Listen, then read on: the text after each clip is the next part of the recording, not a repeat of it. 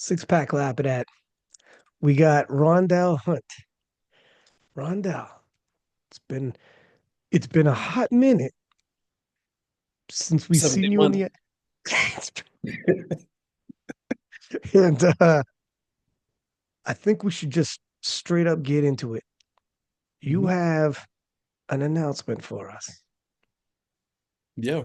So I recently found out, literally a week or two ago, that I will be guest lifting at Powerlifting American Nationals.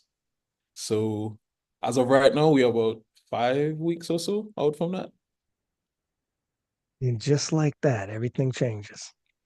The showdown that the world's been waiting for. That and we're gonna get into all this. You versus Bob is finally going to happen. Um, And holy smoke, you guys have gone back and forth on YouTube. He has been solely, singularly focused on you like I haven't seen, and it's crazy. I want to get your impression on all of it. Watching what happened at Worlds, his decision to not do Sheffield, his hyper focus on you and in targeting you. He would move Worlds to get that clash with you.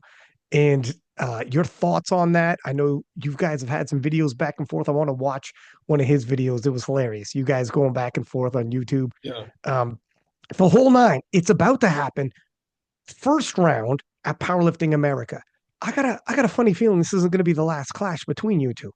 This is Yeah. probably going to be a series of clashes, and we could talk about what that might look like moving forward. And because now you're back on the IPF side, but Yeah.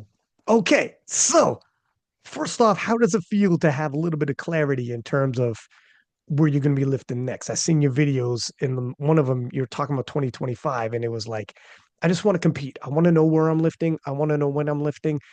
And you had Yeah. no idea it would be in a showdown with Bob. How does it feel now? Yeah. Um, it's honestly like bittersweet a little bit.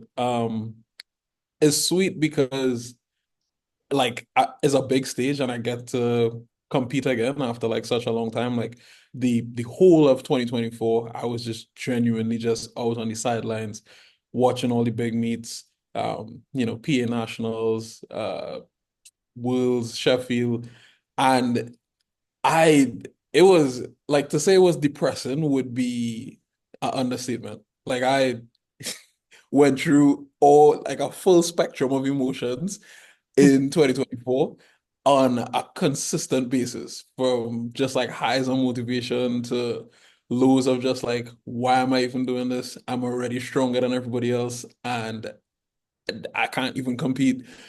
Um, so it was tough and it's sweet because I finally have like a little bit of daylight. Um, it's a little bit bitter just because if I had known that I was gonna compete here maybe like 3, 4 months ago, like my game plan would have been a little bit different.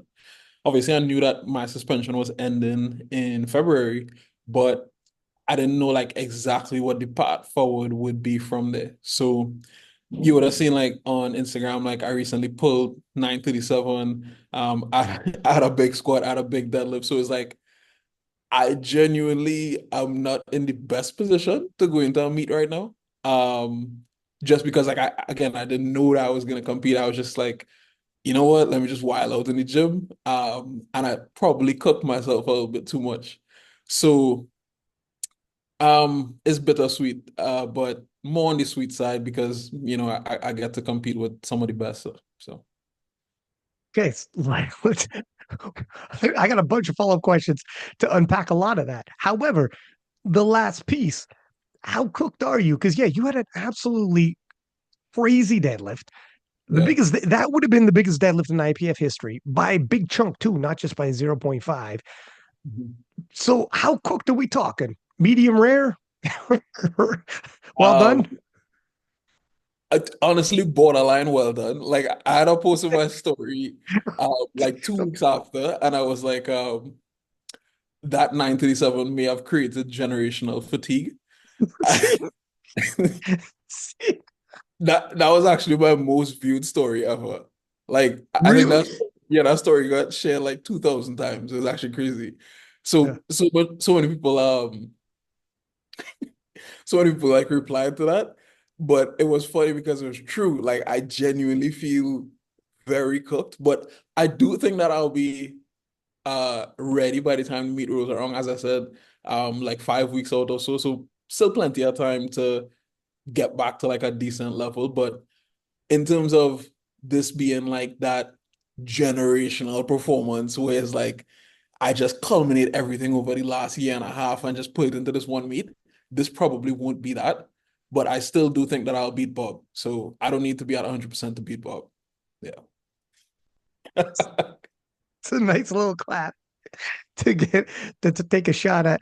But well, that was my follow up question: is like, is it going to be enough? Because this is you're right. It's difficult. You had no freaking idea, and you said that generational fatigue. This is all before you got you got invited. So then when you find out, it's like, oh shit, Yeah. this is oh. This is going to be tough, man. This is going to be difficult. It's going to be close though. How close do you think this thing is going to be then? Um, so my initial plan after all those singles was to get back into like volume.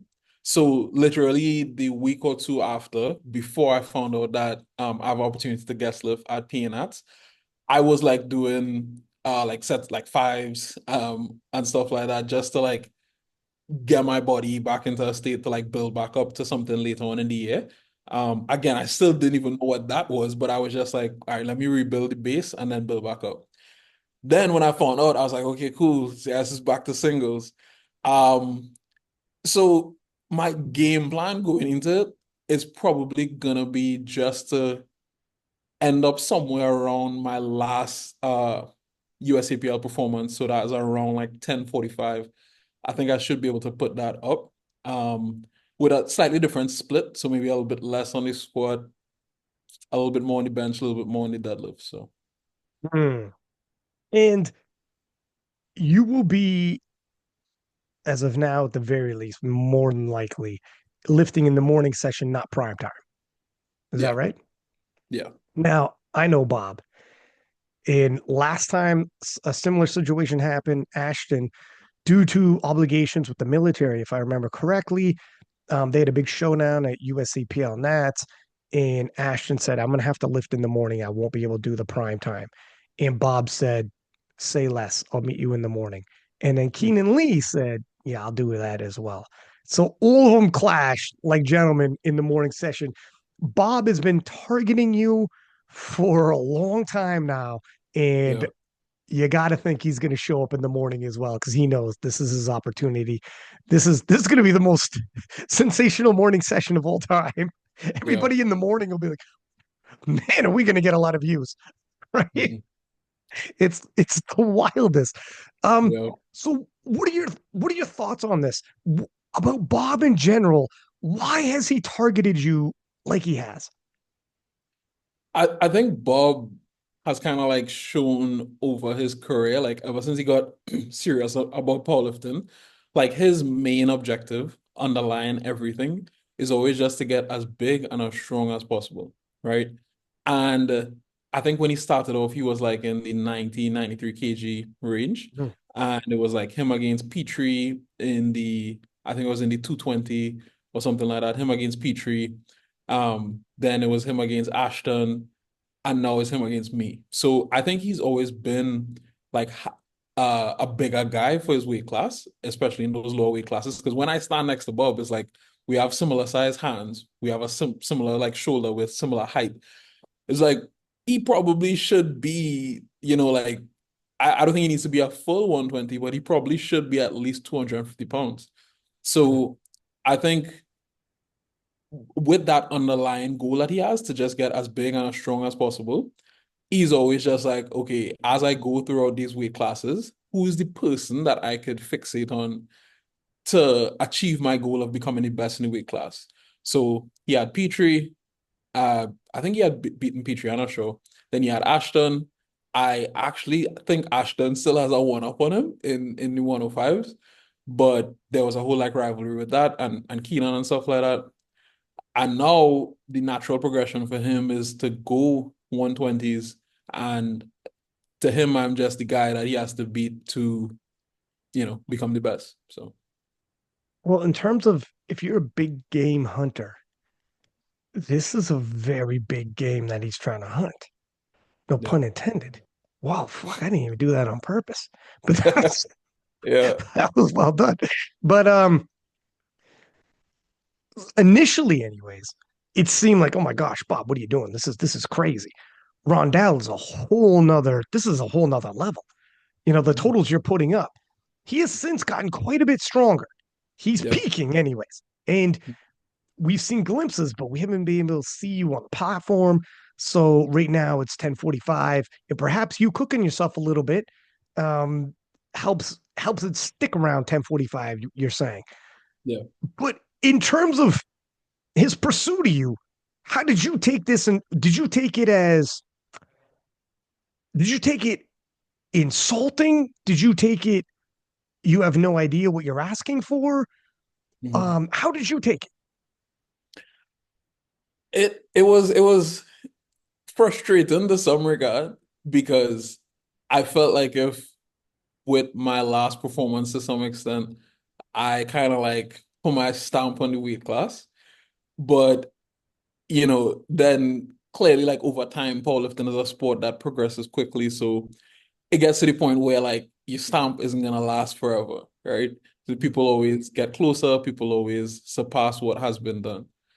And it was frustrating because throughout the year, right, throughout 2024, late 2023, it was genuinely a situation where like I was training and I was progressing. So I like put up a lot of like big numbers and PRs and stuff like that in training. But I still didn't really uh lock in the way that I locked in leading into my last meet. Because my last meet was the last time when I knew, okay, 6 months out, like I actually know that I am going to be competing at this event. I am going to be doing this. And like it's like a sure thing. Because ever since like after 2018 Worlds, ever since then it's just kind of been like training and like I don't know exactly what's going on and everything like that. And that meet in 2023 was the first time. So even going in now to P and that's is like a little bit of a surprise, like 7, 8 weeks out, is like, hey, you have opportunity to compete here. And it's just like, damn, like, you know? So throughout the last year, the reason why I was so frustrating is because yes, I saw everyone getting stronger, right? And it's not just Bob. So many people in the weight class, right? Sub juniors, juniors, everybody, right? Even freaking Joseph McDonald from Trinidad, right? Like we have so many people getting stronger. And for me, it was just a situation where it's like, what you guys are comparing yourself to isn't really what I am capable of. But I just can't show you that. And Matt Gary would always say like powerlifting is a sport, it's like a show me sport, right? So it's like everybody could talk a big game, but you have to show me. But for me, it's like I don't have the right combination of motivation and like an actual plan in order to put it into like motion and show you. I'm genuinely just training, and I could only train so hard and be motivated for so long without an actual goal. And that is what really frustrated me. Is not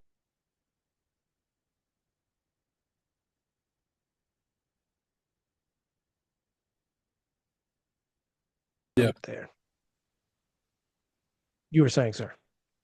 Yeah, so it wasn't really like Bob getting stronger or anybody getting stronger or even the comparisons that was frustrating. It was more so just the entirety of the situation and me not being able to um express my strength and have it count that like just frustrated me. So that's how I would describe the situation. But now that you have, you're back, not just back, but on the IPF side, and this whole side is starting to open up for you. You're out of Mhm. suspension. Your first meet back will be lifting at Powerlifting America Nationals, which is a huge event. In terms Mhm. of the world, you have worlds, Europeans, and US nationals are amongst the biggest. Obviously, Sheffield, but in terms of like that's in there. That's in the. There's a handful of meets, and that's one of the biggest meets. It's going to be one of the biggest viewed. So Mhm. you're back, and then this is the first one. Your suspension is up. The world's your oyster. So now you're in the mix. Yeah. Um, how does it feel now? Does it feel almost too good to be true? Is it almost like are you half apprehensive about it? Um, I wouldn't say apprehensive is the word, but I just I'm excited to get my feet wet again and like get back into it. But I wanna have like a just like a solid pathway going forward. So it's like, yes, PNAT would be cool, but it's like I am not going to be like 100% sure of the pathway after that, or like what I am going to be doing after that, you know? So uh it's still like shaky, but I guess now that my suspension is up, like I know for sure that I will be competing in some capacity. So I guess I could like, like focus in a little bit harder and stuff like that. And to to get to powerlifting America, you Mhm. needed what? You needed invitations and to have gotten a sign off from Trinidad. Yeah, so the um Robert Keller, the president of Powerlifting America, he reached out and basically invited me along with a few of the other elite athletes from Trinidad to guest lift there. And that was sent to the TDPF executive. So And the executives sign off and say you're allowed. they did. They had announced it at the last meeting, which was the first meeting that I went to since my suspension was up. And yeah, they signed off on it. It was cool. So it looks like we're getting some cooperation. People are coming together, and this is positive. This is Yeah. this is very positive. This is very good. We're moving forward, and people are getting on the same page, which I'm for sure grateful for. We've been pushing for this, and it looks like it's happening. So good. I'm glad all parties are starting. The executives on two different nations are working together and making this happen. Are there other Trinidad lifters actually that are going to be at Powerlifting America? Obviously yourself, but So not that I know of. When I spoke to the president, Adrian Brown, um, it seemed as if it was only me that was taking up the offer, just because most other people already gonna be like fixated on NAPF and probably Worlds as well. So I don't know if they would do PNATs and kind of like interrupt their training like that. So it seemed like it was just me. well, whatever. Well, I mean, that's a big one, but I do like that Powerlifting America. They've done this with Jamaica year one, and they had the Jamaican team there, at least like four or five of them. And I think they might have extended invitations to other nations as well. But I like it because these other nations locally, like in North America and in around in the Caribbean, etc., they have exposure to be on the same platform as world champions, have that kind of officiating and be around there, and it helps their nations grow as well. Like you got North Americans, which is great. The problem with North Americans, you can Mhm. only send one American team. You come to the American Nationals and they're all there. I mean, it is freaking Yeah. stacked. So it's great exposure for these other lifters. Um, and in terms of Bob, you said you're going to be floating around 1045, and Bob has been Mhm. improving. What do you anticipate from Bob? Um, I don't know how all out he would go at the meet because I suspect, based on like what he's been posting recently and stuff like that, that he is also like in the boat of being fried a little bit because he had that 10-20 in training. But that was long before my most recent like 10-45 in training. But he had that 10-20. And then after that, it seemed like if like he took a step back from like higher intensity stuff. So I feel like if he's a little bit fried as well. So I would anticipate him being somewhere around there. So it could be 10-10, might even be 10-30, but somewhere around the 10-20 range. So yeah, it's kind of funny. This is the flip side where you found out late that you're coming, but Bob is going to as well. Yeah, Bob has no idea. He has no freaking idea that you're about to show up.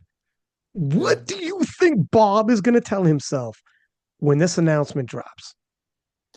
So I think, as you said initially, this is really just like this is almost like a sparring session.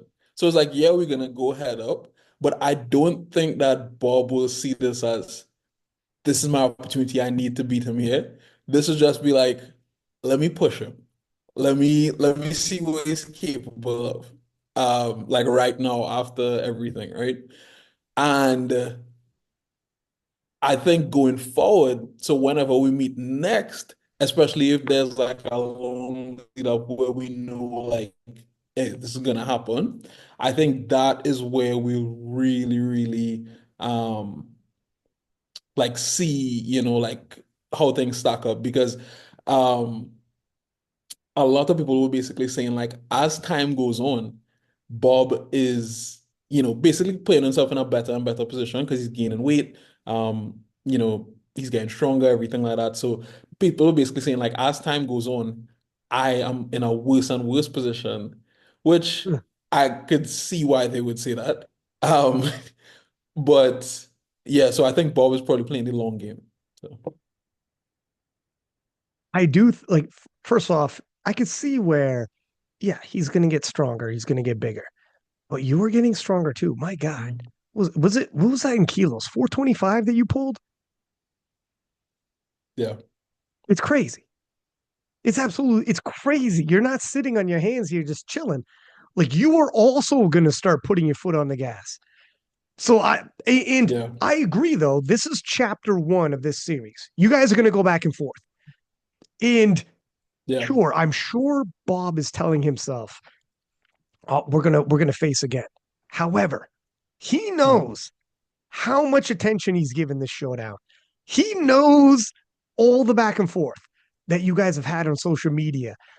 And when you show up at Powerlifting America Nationals and you're in the warm up room and he's in the warm up room and you're looking at each other, my man, there's no, this, nobody's going to feel like this is a tune up.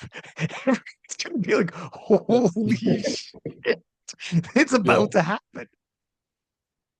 Like Yeah, when he, I would be surprised if Bob is coming in with the mindset of like winning. I mean, he is like he does have that like dog mentality where it's like he's always willing to like do whatever it takes. But I don't know if he'll be coming in with the expectation to win. But at the same time, is also not going to be fun and games. So if I do slip up, he would love to win. Like that oh, would. oh, dude, Yeah, you slip up, you for sure he's gonna be like, oh hell yeah. yeah, Yeah, he's been. I think when this announcement drops, everything's gonna feel different for both of you guys. It's literally we're recording this right now, and the world doesn't know. yeah, As soon as the world knows, everything changes. You know yeah. that. Mhm. Everybody is gonna be like, holy shit, it's about to happen, including Bob. You Yeah, know Bob's gonna get tagged like crazy when this happens. Everybody's gonna send this to him. And he's like, yeah, okay, bet. Holy shit, it's on. And there's no backing down. And yeah, it's gonna be one of those things in history. I've seen these kind of things happen. Again, like everyone knows, I'm a boxing MMA fan, and I've seen matches get put together super late, real close to the date, and neither guy is in great shape. But they're like legends and everyone's dying for it. So they're both like, all right, well, let's rock and roll. Maybe it's even better that it's this way. Maybe it's yeah. closer, more entertaining. Who the frick knows, man? But it's gonna happen. We've been waiting a long time for this. I want to play this clip from YouTube. You guys have gone back and forth, and we could talk about it. But let me hold this up here.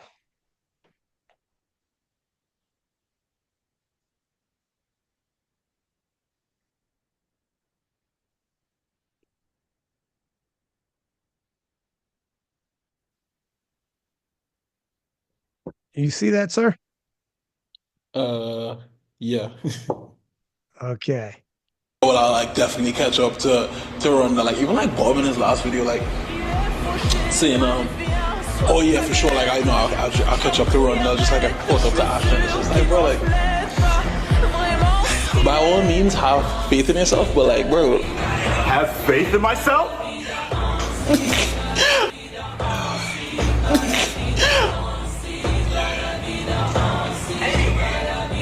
Crazy. Rondel Hunt, you are a crazy man. You don't know who I am. Let me not say it. Let me show you. Okay. So anyways, first off, let me Mhm. just say, you saying you going, hey, look it, by all means, have faith in yourself. But and you started laughing and covered your face. That was hilarious. The way you were fluffing off his chances, like, hey man, come Yeah. on, man. All sunshine. Have faith in yourself. But this is Mount Everest you're trying to climb. Was that is that Mhm. still the feeling right now? Like how do you think this is fun and games for you on your end, or are you thinking like, come on, man, you don't have a chance. This is great. I love the attention. Thank you for coming back and forth with me. But is this a laughable challenge for you? In my mind, yes. Honestly, like I think this meet will probably be fairly close. As I said, it could be as close as like 10 kilos, to be honest. So this meet will probably be close, but I don't think that this meet will be a representation of how things would be going forward. Because it's like people's biggest thing is that Bob has weight to gain, right? So I think right now he's about like 110, and people's biggest thing is like, I have 10 kilos on him, 10, 12 kilos. I walk around like 122, right? But I don't think people realize like how much more I also have left to give. So like, for example, when he made that video, right? I was genuinely just messing around and training. Like I had zero momentum. I wasn't really taking things really like super seriously. And he made that video. And then 3 months later, I hit 1045 with the 425 deadlift, and I was 30 kilos off my best squat. So if I had my best squat in there, I'd have been at 1075 already. So it's like I know, like I know powerlifting is a show me sport, but I genuinely know that later this year, wherever I compete, I will total 1100 kg. And there's not even a doubt. And I just know that because I wasn't locked in, like whatsoever. So I just think that, unless Bob is gonna get super close to 1100 himself, which I don't think he will, at least not this year or, maybe even next year. I just don't think it would be, that close. So Will Bob ever beat you?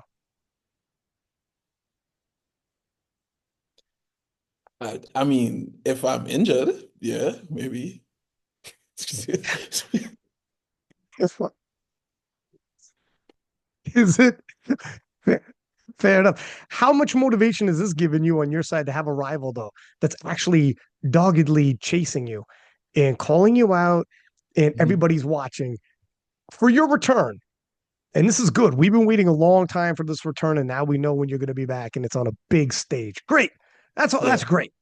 But Mhm. how much does it mean to you to at least have somebody there that has been pursuing you and is an outlier potentially? We'll put a pin in that conversation because we got to revisit the outlier conversation. But Yeah.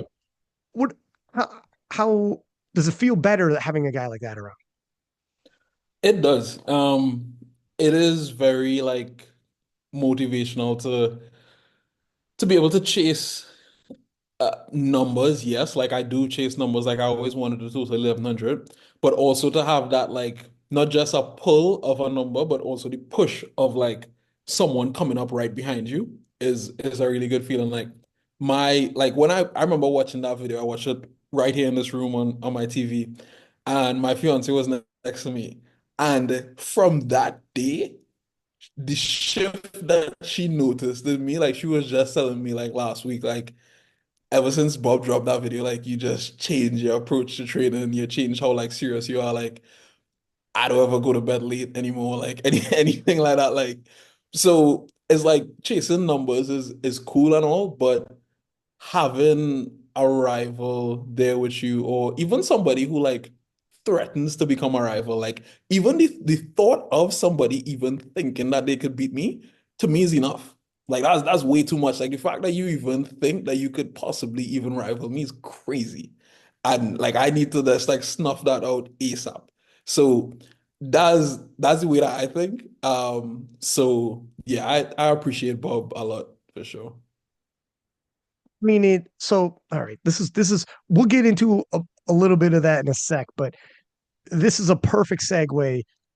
I had gentleman Colton from the Untested tagged me in everything you just said about having somebody and the motivation you have with somebody there waiting for you, somebody even trying to nip at your heels to take your spot and beat you head Mhm. up, head to head competition. So Colton in the Untested, phenomenal lifter. He's one of the best in the Untested. But we'll get into the Untested in a second. Hosted and tagged me in. So I'm assuming he wants my input on this. Let's have this conversation now because I told Colton I will reply back. He put, by encouraging head to head battles in powerlifting, you're basically saying you want to see everyone be on the same level as each other to compete, in quotes, with each other. I think it's going to limit people to just being 2.5 kilos better than someone else instead of actually reaching their full potential or limits of the human body. Ask yourself, why am I taking such pride in being better than one singular person or a handful of people when deep down you know you can do better?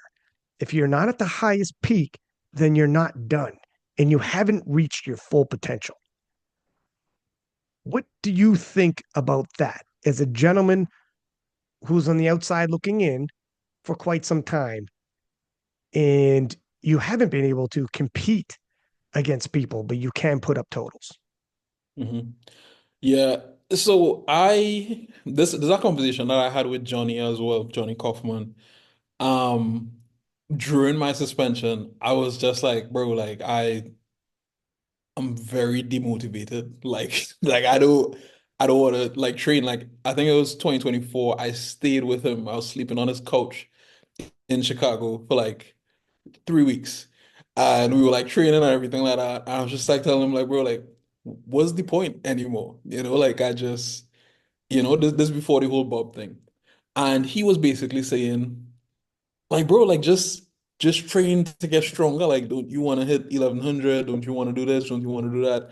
And it's like, yes, like I do, but I think one of the things that people who compete on the untested side have never experienced or haven't experienced is the genuine burning motivation that you get from having a rival or from having someone that that threatens you. Because if I go to a competition and my only goal is to hit a particular number, and if I slip, I fail. If I fail lifts, I whatever, like I still win, then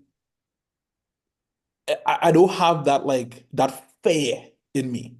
So it's like I have desire, I have drive towards the goal, but I don't have the fear to back it up. And this is what like Russ was talking about. I listened to the most recent podcast, and he was talking about that like level of like insecurity that he felt leading up to like Sheffield ever since Lithuania. And that came from the feeling of like genuine like shame and just the fear of losing again. And what that does is it doesn't just motivate you to train hard or push hard or anything like that, but that fear is what stops you from having a cheat meal when you know you shouldn't. That fear is what makes you get in your steps every single day, not miss any supplementation, go to bed early, because you are so fearful of losing that you are willing to sacrifice when nobody else is looking. But desire alone, at least to me, and it sounds like to Russ and a lot of people on the tested side, it just isn't gonna do that, and I could see it even with like untested lifters is like, yes, they will have that like desire, but I don't think they achieve their full potential because of a lack of rivalry. They get strong, yeah, but to say they really, really peak, like, you think John Hack can't be better? He could probably be better than he is right now, but he just had no motivation. He did strong man, and then did like an 8 week prep. You don't do strong man and an 8 week prep leading into Sheffield. You know what I mean? So it's like Good to point. You don't do side to quests.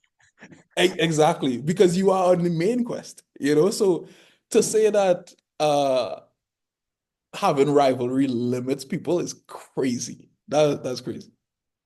Absolutely insane. First off, excellent way to kill off the sport. I'll Yeah. tell you that right now. Yeah. You want to know why the live stream viewership in the untested is tanking? Yeah. Is because it's not a sport now if you just show up at exhibition lift like that. Hmm. Sport is literally competing. Literally, by definition, sport is competing. What you're saying is you want powerlifting to not be a sport is Yeah. crazy. Crazy. You don't want what you think you want if that's what you're saying. Can Yeah. you imagine tuning in and basketball, hockey, all of it was just skills competition. In hockey, they have skills competition, okay? Where you're Yeah. shooting at the net and they have targets on the net. There's no goalie there. It's just skills competition. They have stick handling, they have actual skills competition. No one gives a shit. Can you imagine it was just skills competition, no actual competition? Yeah. No actual basketball. It was just free throws, but there was no actual one-on-one. There's no actual team versus team. I don't care if it's Michael Jordan.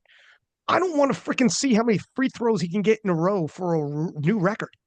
Yeah. Wow, this week. He's gonna try to beat 47 that he got last week. That's his record. It's a record. Do you want to see that? No, don't give a fuck. Make him Yeah. play against somebody. Thank you. Yeah. I need to know who's going to win. I need that. That's what competition is. And if powerlifting actually had just that, people showing up and be like, hey, this should be enough for you. I'm going to show you at my max squat. That's it. Yeah. Yeah, I'm going to max out on squat for you. I hope hundreds of thousands of you guys tune in to watch me max out on squat. No, no. I want you to go head to head with somebody, and I don't know who's going to win. It's intriguing. He's Yeah. got an amazing backstory. You have an amazing backstory. You guys have been going back and forth on social media. Somebody's going to take an L. Somebody's going to be right and somebody's going to be wrong. We have conflict, rising conflict, and we're about to have conflict resolution. Yeah. You need that. You need that. Why Sheffield was so riveting for Russ is because he took an L in Lithuania. In your video, you talked about how even Americans were celebrating when Russ finally took an L because he took an L. He had to actually lose, not Yeah. just I was going for 850 and I only got 840. So that was the tension. That's not tension, to your point. Don't give a shit. Hmm. No, but if I'm shooting for this number, that's the tension. No, it's not. No, it's not. No, no, no, no, no. We don't give a fuck. I want to see you go head to head with somebody. And you know how I know you lose? Because you straight up lose to somebody else and they Yeah. beat you. And they're celebrating and all their fans are celebrating and you got to eat crow. And that Yeah. sucks. Yeah. That's the tension, my friend. Not, well, I'm going to shoot for this special number on my total and squat. You know how many people even know the world record in each weight class? Handful. Guys like Yeah. me and Matt Gary. The rest of the public, they just know I'm watching these guys battle out if they win and lose. And when the announcer says this is for a world record, I just found out that's for a world record. So if you think that showing up solo and just shooting for a random number saying, no, this is good, this is entertaining, you guys should, no, no, we aren't. It's not enough. It's not, to quote Kendrick Lamar, it ain't enough. So anyways, I think you might have paused on me again or froze on me. So anyways, summarizing it all up, if it goes down that pathway, it's essentially saying like, those like talent shows where you could display your talent. Hmm. There's It's essentially going that pathway instead of a sport. Let me just put my talent on display singularly, show you and do a feat of strength for you, as opposed to a full-on compete in a sport. Hey, I got you, man. Back when I was doing like television, I was doing that shit. but it's Yeah. not the same. It's not Yeah. the same. And that's why untested, it's more likely to pop on social media when it's just highlights, a 60-second highlight or less, than actual a competitive Mhm. sport where people are actually on a Saturday afternoon going to sit down on the couch with their friends and view it and have viewing parties like they do for Sheffield, like they do for Worlds, Yeah. at the gym with a massive television like it's a freaking pay-per-view, and they're going to have viewing parties. You're not going to get there saying, watch me do this world record squat. It ain't going to happen like that. You need competition. And even, Yeah. go ahead, go And ahead. I think so one of the best ways to sum this up, right, and why rivalries are important. I remember when the 83s at Lithuania were like competing against each other.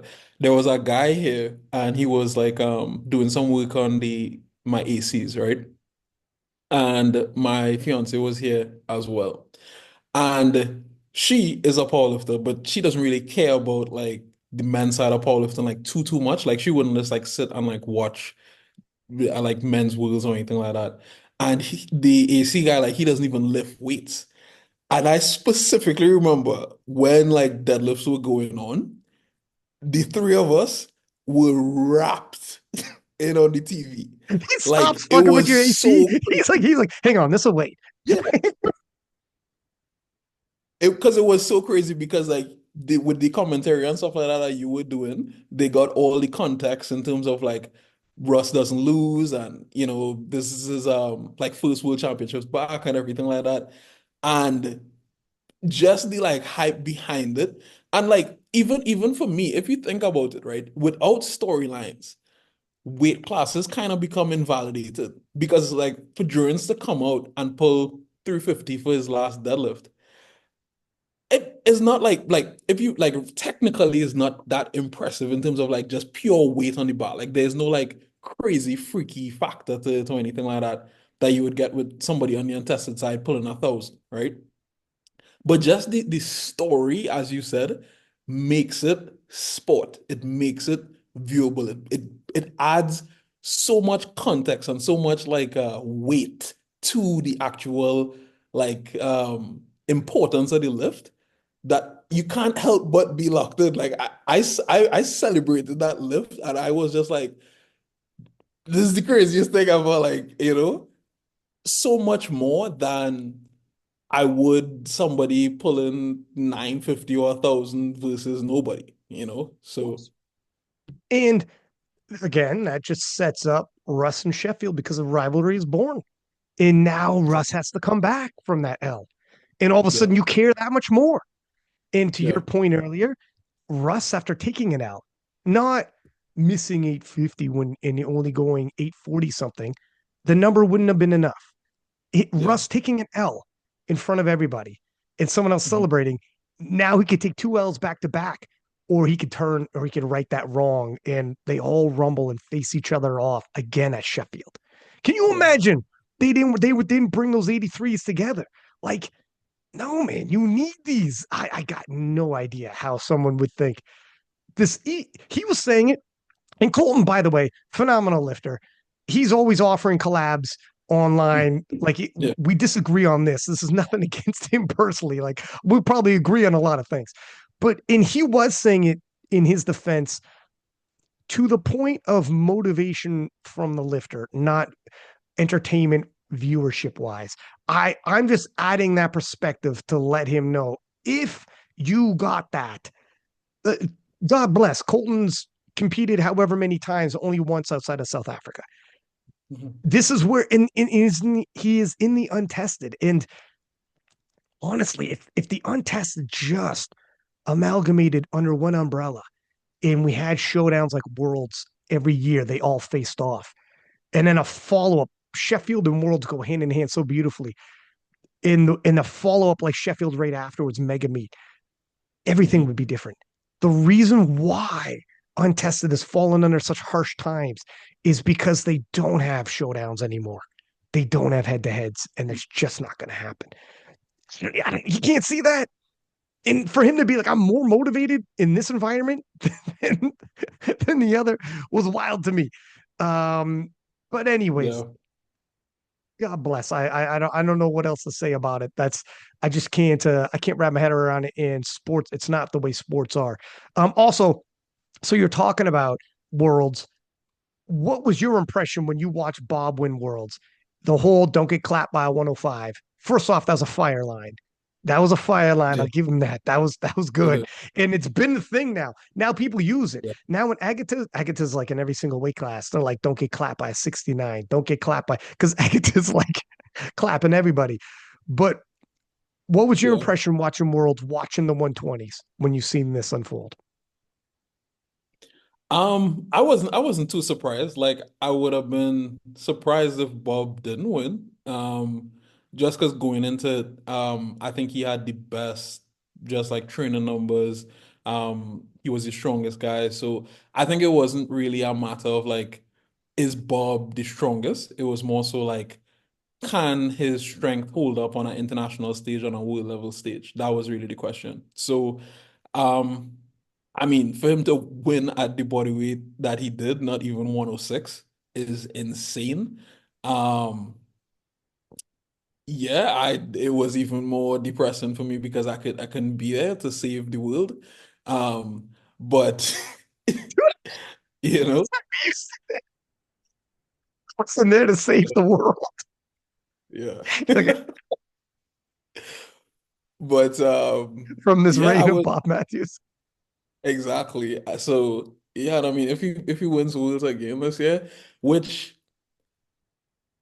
I mean, considering his training, he might, but there are some people like really coming up from like Britain and stuff like that. So we'll see. Yeah, the rest of the world is coming up for sure. No question about that, especially in the 120s, which is good. We'll get into the different weight classes in a second. But hanging on the Bob story, how about so he won worlds and 100% I can see how Mhm. you'd be, watching from home thinking, God damn, that could have been me. And then Bob Yeah, makes the decision to not go to Sheffield. yeah. And this is another event that you would have loved to have been included in, and you've been on the sidelines watching. What was your Mhm. impression when you found out that? Um, I was hmm. I don't think I really had much like thought on it. I remember Chance Mitchell, he did like the same thing pretty much where he was just like, I'm just not gonna do Sheffield. But then he like completely dropped off the map after that. Dude, So there was a lot at least more to that didn't that. happen to Bob. Uh, I don't know what the heck it was, but I don't know. We'll yeah, never know. But anyways, that was wild. No, not we'll never know. If he ever resurfaces, I have to have him on King of Lips and be like, what the hell happened? But anyway, sorry. yeah. If he resurfaces, he needs to resurface like just super strong with like a 950 total and 93. That's what he needs. But yeah, getting back to so I didn't really have much thought on it. Bob is a very interesting person. So Mm. the decisions that he makes and the things that he like chooses to do and pursue, most people would never understand. So I wasn't like totally shocked, but at the same time, I think he came on the podcast and he was like, I'm not 100% sure that I might do Sheffield. And that was crazy because it's like in everybody's mind, it's like you're in such a good position to be first or second, So yeah, I guess he fumbled the bag there because he could have won some money. So To say he's unique is to say the least, my man. yeah, You cannot, I don't fully understand all of his moves. He is entirely unique. I had yeah, Marcellus on. Before I had Bob on, I had Marcellus on. And Marcellus said, he's not 100% going to be doing Sheffield. And I remember asking him, and he's like, listen, Marcellus was like, listen to me, man. He sets goals and targets, and it's completely unique to him. And that's how I can't fully explain it. It is what it is. And yeah, it's true. Even down to, worlds or not worlds. Like he could take it or leave it with worlds as long as like he's entirely unique, my friend. And for yeah, whatever the frick reason, you become his other target, which is he would target you over Worlds in Sheffield. He would do a daytime, non-prime time U.S. Nationals against you over Worlds in Sheffield if you're not there. I got a feeling. I got a feeling. Like it's just Yeah, totally the way he operates. It is what it is. But it's crazy. for you, it's hey, be careful what you wish for, young man. Be careful what you It, wish for. it, it, re- it really is like so far he's accomplished all the things he set out to, but I'm not about to lose. And I think on some previous podcasts you were talking about like Amanda and stuff like that and Agata coming up and everything like that. For me, I don't need someone to get super close for me to become motivated.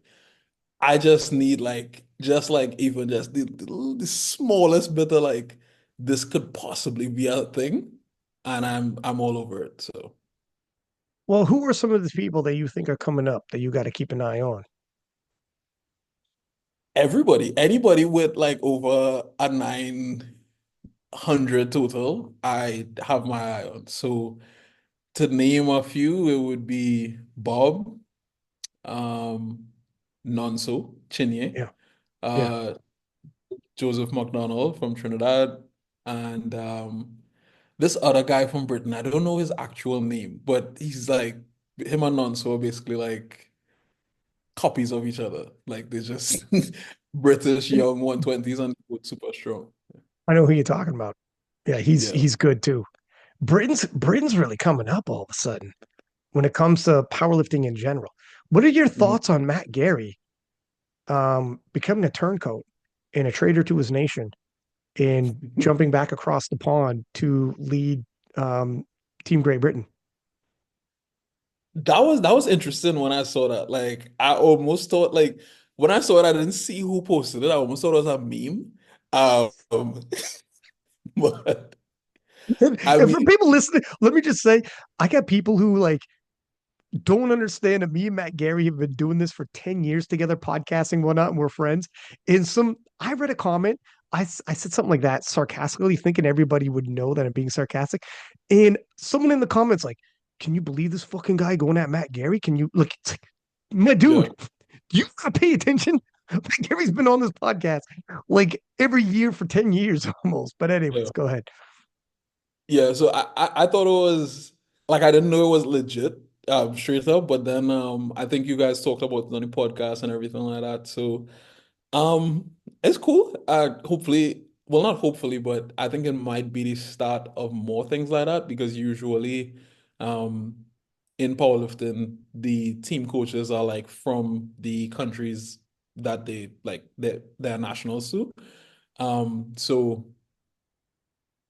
yeah, that would be cool to have like high level coaches from countries that have more experience come to like other countries that might be just coming up and like getting their foot in the world. So Well, in terms of well, we've talked about before on other podcasts, but other nations, like in other sports, sorry, this happens like pretty regularly. I could tell you right now, as a Canadian, in like hockey's huge in Canada, and we have a lot of Canadian coaches that end up on freaking our rivals nations coaching coaching their teams. It's like, oh, okay, well, it is what it is. It's an opportunity, but also knowing for the sport, it's actually a positive. Like for instance, we are talking about Jamaica going to the American Nationals and the exposure and everything that that brings.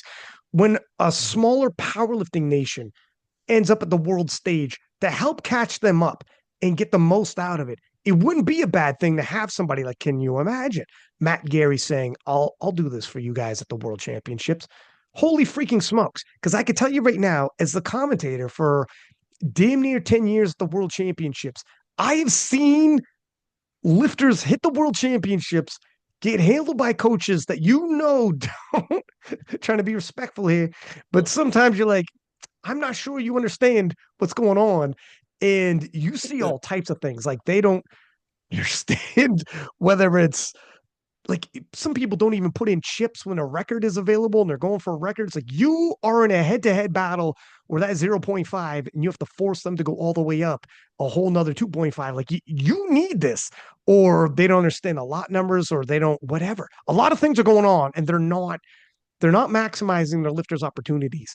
And Yeah. it would help. This will actually help even out at the world level, at the top end level, for getting some of these other nations, and I'm not saying UK is necessarily like that, but some of these other nations an opportunity to even off.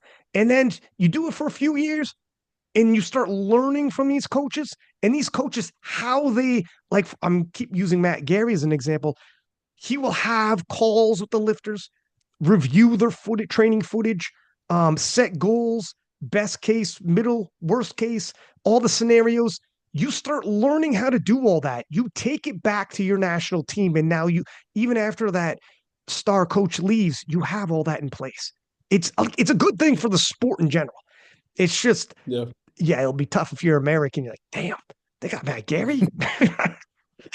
Yeah, even myself in 2018 Worlds as a junior, I had an opportunity to take the squat world record and I actually matched it. So I was literally point 0.5 kg off the squat world record. And I yeah, but it was me and my that was our that was our first time at the World Championship. So it's like we didn't know, But luckily I ended up winning by a considerable margin. But yeah. It's pretty funny to be like, to go Yeah. home. How'd you do? I matched the world record. You broke the world record? Yeah. No, no, sorry. Excuse me. I matched it. But it's true. You don't know what you don't know. Yeah. And there's other whatever. So I think we're gonna see, well, we might see more of it. Usually when somebody does the first step, like Matt Gary of all people, is a very well known in terms of game day coaching. He might be the most well Yeah. known. So for him to have made the jump, and he's taking on a nation, UK. I'm interested in seeing how the hell this goes, because the UK's, they're coming up all Yeah. around in terms of nations. They're coming up. Um, and what do you think about this? I've had some people in my DMs. Leah Bavois has been injured, taking time off. Shell has moved Mhm. down to 66. Jessica Espinal has taken the number one spot in the 47s. So obviously Penna's in the 66s, two-time world champ Penna. Espinal claiming number one spot in 47s. Leah Bavois stepping away from the sport. Injuries have been plaguing her, and she's going to take some time out. I've had some people jump in my DM saying that was the peak and now the downfall of France. I was like, Mhm. oh, wondering if that's a little premature to say that, Yeah. but at least the influence of it. Mhm. France at one point at the highest peak, all three of those people were world champions at the same time, and then some. And then you Yeah. had Noemi Alibert, and you had, obviously, like you have shooters all over the place when it comes to France. What are Mhm. your thoughts on that? That's a strong statement to say that France kind of like peaked and their best days might be behind them. I could see the validity in it though. Just because the two most like influential, at least from like a social media perspective and also like from a accomplishment perspective as well, would be Pana and Leah, right? And Pana right now, I know he said that, he's basically sticking to 66 at least until like World Games, I think it is. Hmm. Um, and I think Euros and stuff like that. I think he pulled out a Euros. So for him, unless he like pulls something out of his hat that like we just haven't seen before up until this point in 66, then it might be a wrap for him just because again things elevated to extreme level with Shelby in there now. So even Sheffield, like to qualify for Sheffield might be unattainable for him. Um, again, unless he pulls out something crazy. And with Leah like stepping away and then, the weight class elevating as well, yeah, it could be. again, we don't know what she could do after some time away because like we saw with Jonathan Keiko, like he was basically stuck below that 900 and now it's looking like he's good for 930. So we don't know what time away could do, but at least probably for this year, next year, it might be we might see a bit of a downtime for France, but I think they could rally back. You always have people like coming out of the woodwork. You always have people who these earlier people like motivated to come out. Um, so yeah, I don't think it would be the end, but I think we might see a bit of a downtime. So In not only so yeah, Turbo Tiff and Jessica Espinal, that rivalry is not over by any means. I mean, Turbo mm, Tiff's still the reigning world champ, but just Espinal took that number one spot by taking the world record, has the biggest total, and then Tiff an opportunity to take it back at Sheffield, and failed to do so. However, a mhm. bit of a caveat: she was sick, and I know she got sick legitimately. I seen her ahead of time, and it's like, oh, so that's not over yet. That's kind of like put a pin in that. But Yeah, if Espinal claims the 47 class and Leah steps away, misses this worlds, and Shell took control of 66s. And then in the 57s, you have Jad Jacob, but you mm, also have Serenaldi dropping down from Italy. And while the record in squat is, I think it's 188.5 or around that range, Serenaldi took mhm. 195 for a triple. A triple. Yeah, Like 7 kilos or so over the record and tripling it. Like this is, and again, Jad hasn't lost it. It's not, but Naldi's coming. The people in the DMs are just saying this could be a down year for France. And to your yeah, point, I think it's a little early to start throwing dirt on that casket, but it's intriguing, and it can create a rallying call for those in France. Because to your point also, those people we just mentioned, it's not just them. There's a second wave that rose up because of them, because of the yeah, popularity of Penna, Leah, Tiff, and the Equipe. Because I've been to France and at Silent Worker and seen it's insane the turnout that they get at a powerlifting yeah. competition. Powerlifting is huge in France, and there's a definitely going to be a second and third wave coming from France. So I think Yeah. it would be if somebody is forecasting a tough go of it in 2025 for the French team, I think it's probably Mhm. more realistic what you're saying in that there's probably another wave coming, and Yeah. it ain't over yet. They've emerged and they're not going away that quickly. Mhm. Same thing happens to USA sometimes. I would assume, Yeah, but for I sure. see you got lights back on, sir. We're, we're, we're back. Yeah. We're rocking and roll. Good, good. Your phone, your computer's not going to die on us. So how we've had these kind of discussions before, but Shell dropping down, an outlier emerged in 66s. Do you think has Shell become an outlier due to him dropping down in 66? Uh, hmm. So I think Shell actually beat my dots when I checked on open powerlifting, so I got bumped down to fourth place. Mm, Um, so I think yes, but I don't think from this last performance here at Sheffield, so the 770, maybe not.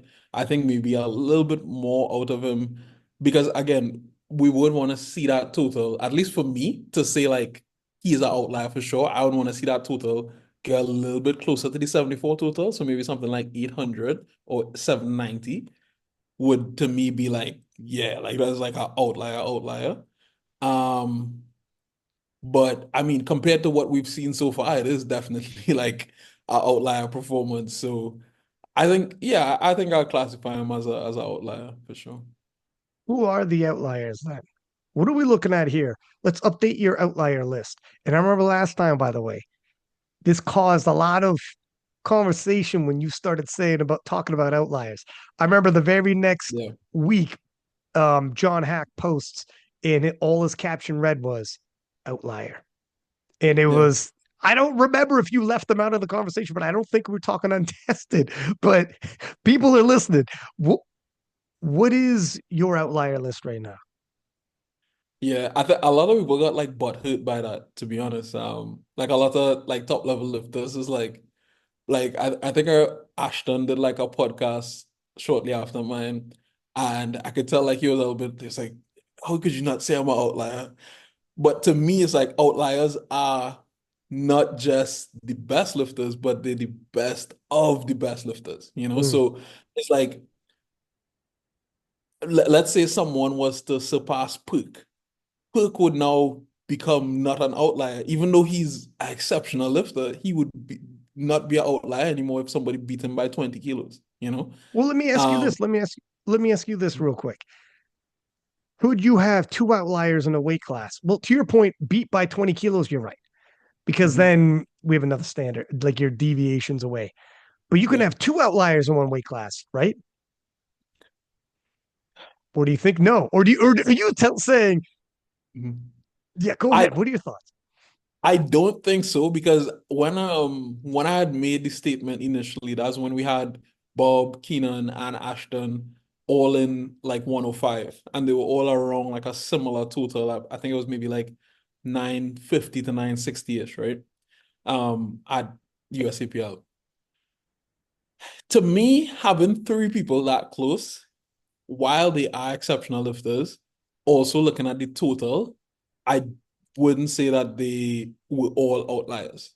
So I don't think that we could have multiple outliers in one weight class. I think it's probably one, unless like they are both just that exceptional. So for example, let's say we have two 83s totaling 910 kg and being super close to the 93 kg world record, then yeah, we probably have two outliers. But I think it's rare.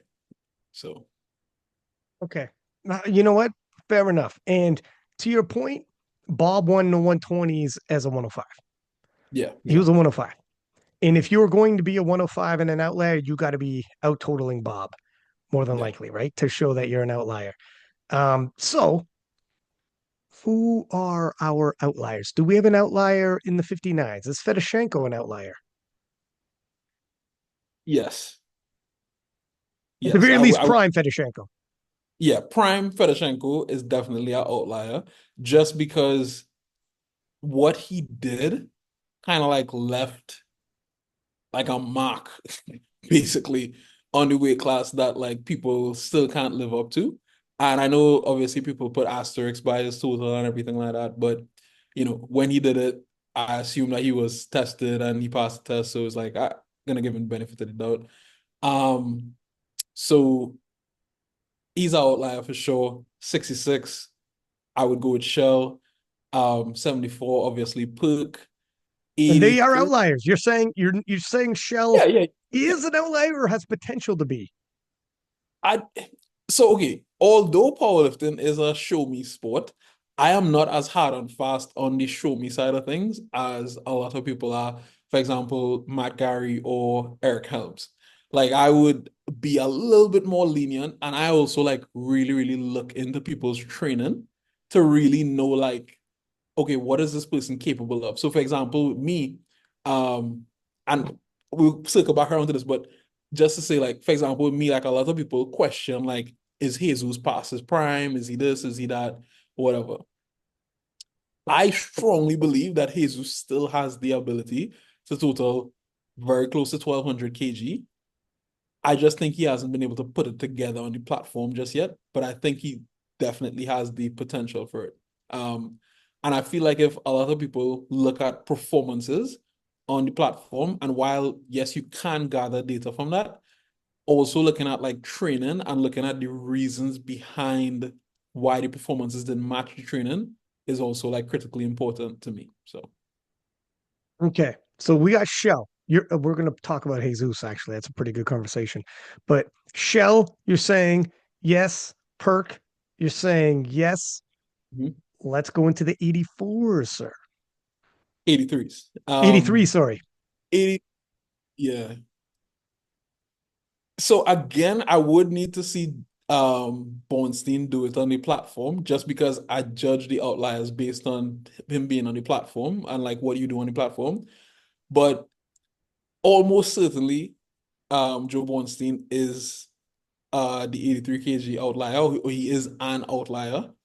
Um, but I would just want to see him do something like 895, 900 on the platform. So, It's interesting because, yeah, I think the 83s, obviously, last time you were saying we're not seeing outliers. Look at Perk was a weight class down, and mhm, his total was rivaling the 83s. mhm. Thus, you can't have an 83 outlier. You had Russ, who was dominant and a phenomenal competitor. I mean, obviously, I'm not saying anything anybody doesn't already know. But in terms of outlier in that, and he was winning by good chunks, but as long as you had Perk a weight class down and a total was that close, couldn't be outlier status.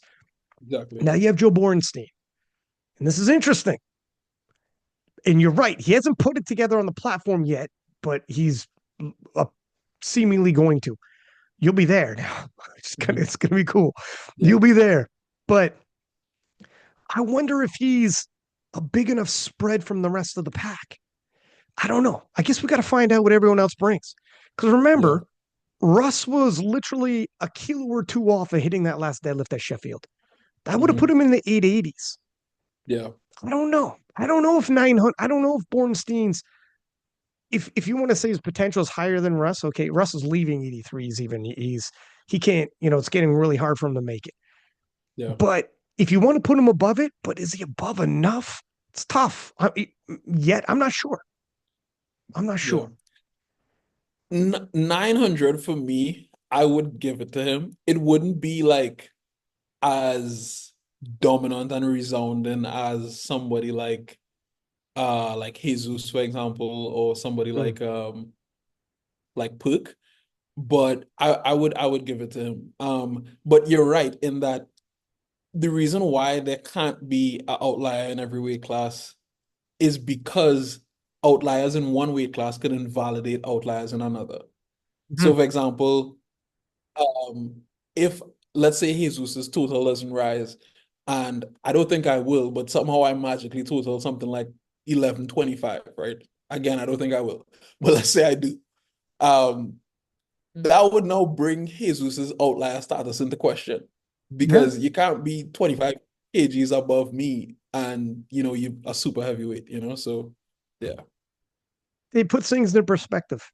We're going to talk about that when we get to the women's side and what Agata did in terms of everybody's claim for an outlier on the women's side. Agata's like just raised her hand and said, "None of you are. I am the outlier of outliers."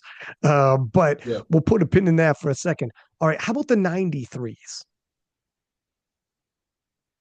I don't think we have one.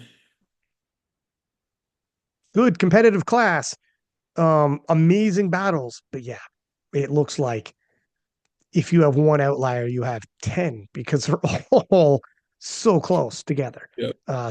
And obviously that doesn't work. I, I I would need to see a 93 get to like 940, 950 to really say like, yo, like this is a perk level threat. You know, as of right now, even 930, 917.5 that Emil did 915.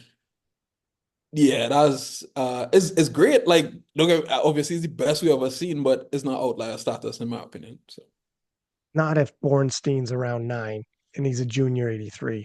You gotta put your foot on the gas. And I think they had the potential to because the weights are flying up. Like you had said earlier, mhm. Kaiko is putting up some crazy numbers now, and he's about to arrive also at PA Nats. I'm very interested in seeing what all the 93s do at PA Nats. Dude, I'm happy you're going Yeah. to be there competing. Thing is, you will not have competed yet, so you'll be kind of paying attention, kind of not, right? Like, are you going to be watching this? I'll be as locked in as I could be, to be honest. Like I love to watch competition, like is my favorite thing. Yeah, yeah. So Okay. Because some people don't like watching it, some people do, but yeah. Or how about the 105s then? This is what are we thinking? Keenan's coming back too, PA, by the way. And did you hear what he was talking about on the podcast? I heard he was talking about 1,000. But That's right. I don't know if he was talking about 1,000 for PA Nats or Not if he PA was looking, Nats. yeah, Right. for But Sheffield. if you like, okay, put it this way. I'll let you answer if you think there's an outlier 105, and then I want to hear what you think a 105 has to do to become an outlier. Because Keenan is talking right through Worlds, right through to Sheffield, and possibly winning Sheffield because he thinks he's got that total. Yeah. I think no, we don't have an outlier 105. I think Bob could have been that if he stayed, around the weight he was in Lithuania. But I would need 1,000, honestly, from a 105 to really be like, again, this is um like really, really outlier level. Um, I also think there's something I wanted to mention. I was listening to it on your podcast. I think Keenan will likely win PNATs, but I do think he's massively overlooking Anthony McNaughton. Yeah. Uh, Okay. I because know Anthony's the most. I don't even think he had mentioned him on the podcast because he was We did. just I think he he did. did. He mentioned, yeah, he mentioned him. We didn't dwell on it, but he did say he's got to worry about Anthony. Yeah.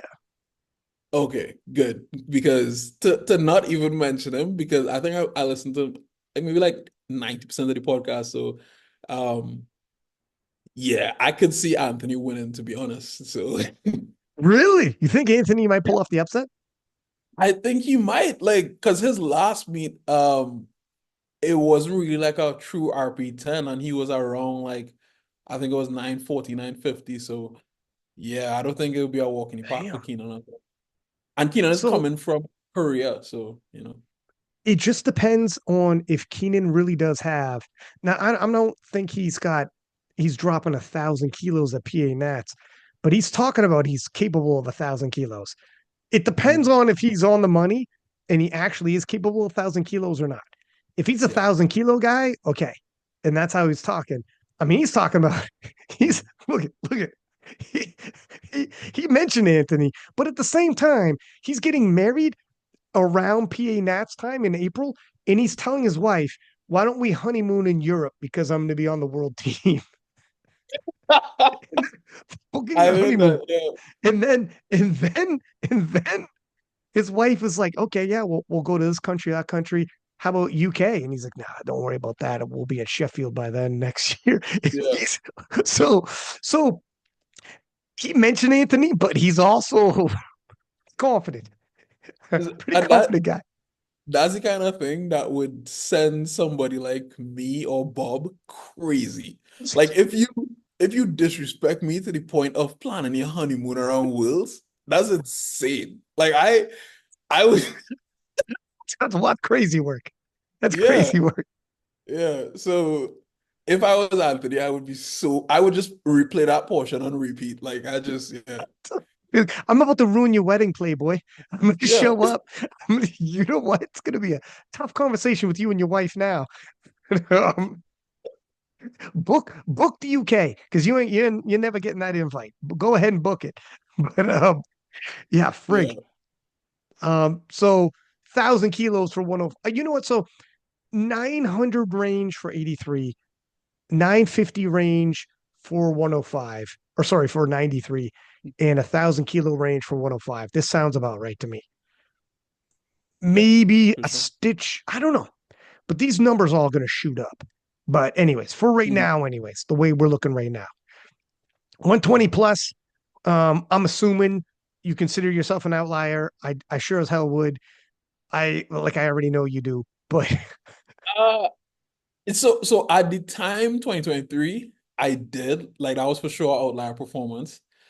No, I still thinking like a little bit more is needed. I'm not saying that I'm not an outlier, but I'm just saying like in terms of putting it on the platform, I think something like 1060 um would be would be more in line with was like an outlier performance for sure.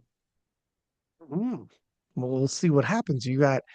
I mean, you got some opportunities to do that in 2025. And Jesus, he's an outlier. Definitely. Again, Jesus, like powerlifting is a sport that moves so quickly, so like recency bias is crazy. So I do think that like even if you are an outlier, just the length of time from your performance just slowly decays that status. So it's not like it's like just like here's your outlier card, never expires. It expires. So I do think that he's probably gonna need a big performance next year. Um to really like, just to renew the outlier card. But for sure he's still one. I agree. He's an outlier. What you just said, um, we're gonna have to.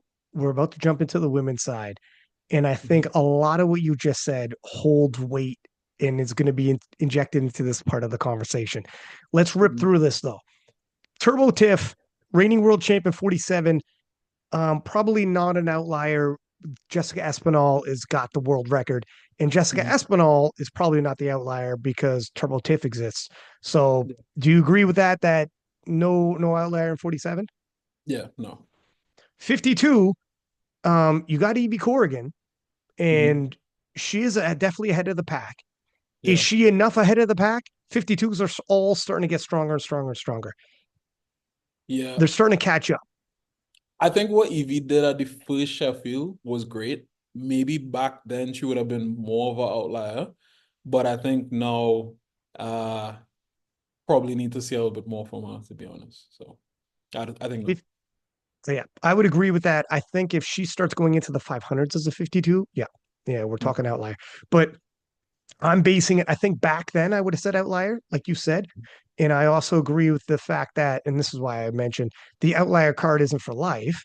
We Mhm. have to see what the rest of the division's doing and keep comparing. And the 52s globally are all starting to shoot up. I remember when in 2022, I remember Noemi Oliver was hitting around 445 range, and she was Mhm. like the queen of the 52, so dominant with like Yeah. 445, etc. Now, Canadian nationals are 52, just hit like 430 something, Yeah. and that's the Canadian national title. You know what I mean? Like this isn't so. Anyways, um, Yeah. yeah, the 52s globally are all starting to shoot up. So for Evie's the best 52 and the strongest 52 of all time, and a legend and probably a future Hall of Famer. But to be a full on Mhm. outlier, and we're saying outlier, we're probably going to need, I think, over 500 kilos. Let's talk about the Yeah. 57s. The fact that Natalie and Jad have gone back and forth already, and now the Yeah. emergence of Sarah Naldi from Italy, I'm thinking you probably do too. There isn't a 57 outlier yet. Yeah. So Natalie is an exceptional lifter. As you said, they have gone back and forth. I I do think that Natalie has the potential to become that because obviously, like she was injured and hasn't we haven't really seen like a big performance from her or any performance really in a little while. So yeah, as of right now, no, but I my money would be on Natalie to become that as long as Really? she's healthy. Yeah. Yeah, look, I love Nat, but Jad and Sarah Naldi though are right there with her. You think she could break away from the pack just based off like training numbers or whatnot? Or Um, Not even based off of that. Like I kind of basing it on like the momentum that she had before she had gotten injured. Hmm. So I haven't really kept up with her training numbers recently. But if she is healthy and she could regain that, then yeah, I could see her becoming that. What do you think of 57? Like I'm thinking 52, you got to be in the 500s, and Evie's in the Mhm. late 400s. What do you think a 57's got to do? Because right now we're around 520 range, but we have a cluster of them Mhm. hovering around there. What do you think that the outlier in there goes? So with like the smaller totals, I look at it in like percentage terms. So it's not gonna be like a 50 kilo spread like you would on the men's side or something like that. Um, but I think maybe something like 540, 545 would be like outlier status, which is Okay, crazy. yeah, it's wild, but I agree that I think we're going to Yeah, see that relatively shortly. Um, okay, so let's talk. yeah. This is now that when we talk about 63 kilo class from right up to 84 plus. You're talking Agata Shitko's range. Okay. This is Agata Shitko land. Once you talk 63 all the way up to 84, this is Yeah. all Agata Shitko era. She really puts into perspective. If you want to talk Mhm. outlier, she really puts into perspective if you're going to be called an outlier. Agata Yeah. Shitko at 69, she said she didn't have to cut water to be 69. She said, I could probably cut water down to around 65 and I'll be into the 600 range for my total, etc. So keep that in mind when you're thinking, when I'm about to ask you, is there a 63 kilo outlier? And remember, these ladies are in the the mid 500s, right? 550, 560, whatever. Um, and Agatha Shitko thinks not quite down to 63, but around 65 kilos. She's going to be 600 and up now. Matt Gary would say, show me. But you also you're a show me guy, but not quite all the way show me. Yeah. You have an area you'll operate. That's why this question, it's a little different for you. Yeah. Do 63s have an outlier? So again, even if I was fully on the side of show me, I would say no, because remember what I said is that like an outlier in one weight class could invalidate outliers in other weight classes. So for example, with Perk before Shell in 66, Perk was invalidating the 83s and the 66s because he was so far ahead and he was also so close on the Mm. 83 side, 66 side. So in this case with Agata being I think it was 628. Yeah, she just recently at 71 kilos did 635 as well, but she's also done 628 at 69. Yeah. Yeah. So with that 628 versus, as you said, like mid 500s, for a 6 kilo spread in body weight to basically have a 75 kilo spread in total, Mm. there's no doubt in my mind that, like there is no 63 kg outlier. You would need that at least closer to, maybe 590 to be honest, or even Mm. 600. So I agree. And Agata is obviously like Agata qualifies as an outlier, unless you're going to give me the hottest take of all time and say she doesn't. Ridiculous. It would completely invalidate everything you said on this it podcast. would, yeah, You're like, I'm not. we just did the cancel episode, to be honest. Yeah, So, yeah. But um, but yeah, as you said, like that entire space, 63, all the way up to maybe not 84 plus, but 63 to 84 is Agatha land. So she is like she's such an outlier that she just invalidated everybody there, to be honest. And just the frequency, like for example, me, like if I put up 1100 at 120, even if I was to not cut and weigh in at like 125 or something like that, like heavy, I'm not gonna put up more than 1100 8 weeks, like 6 weeks later, you know?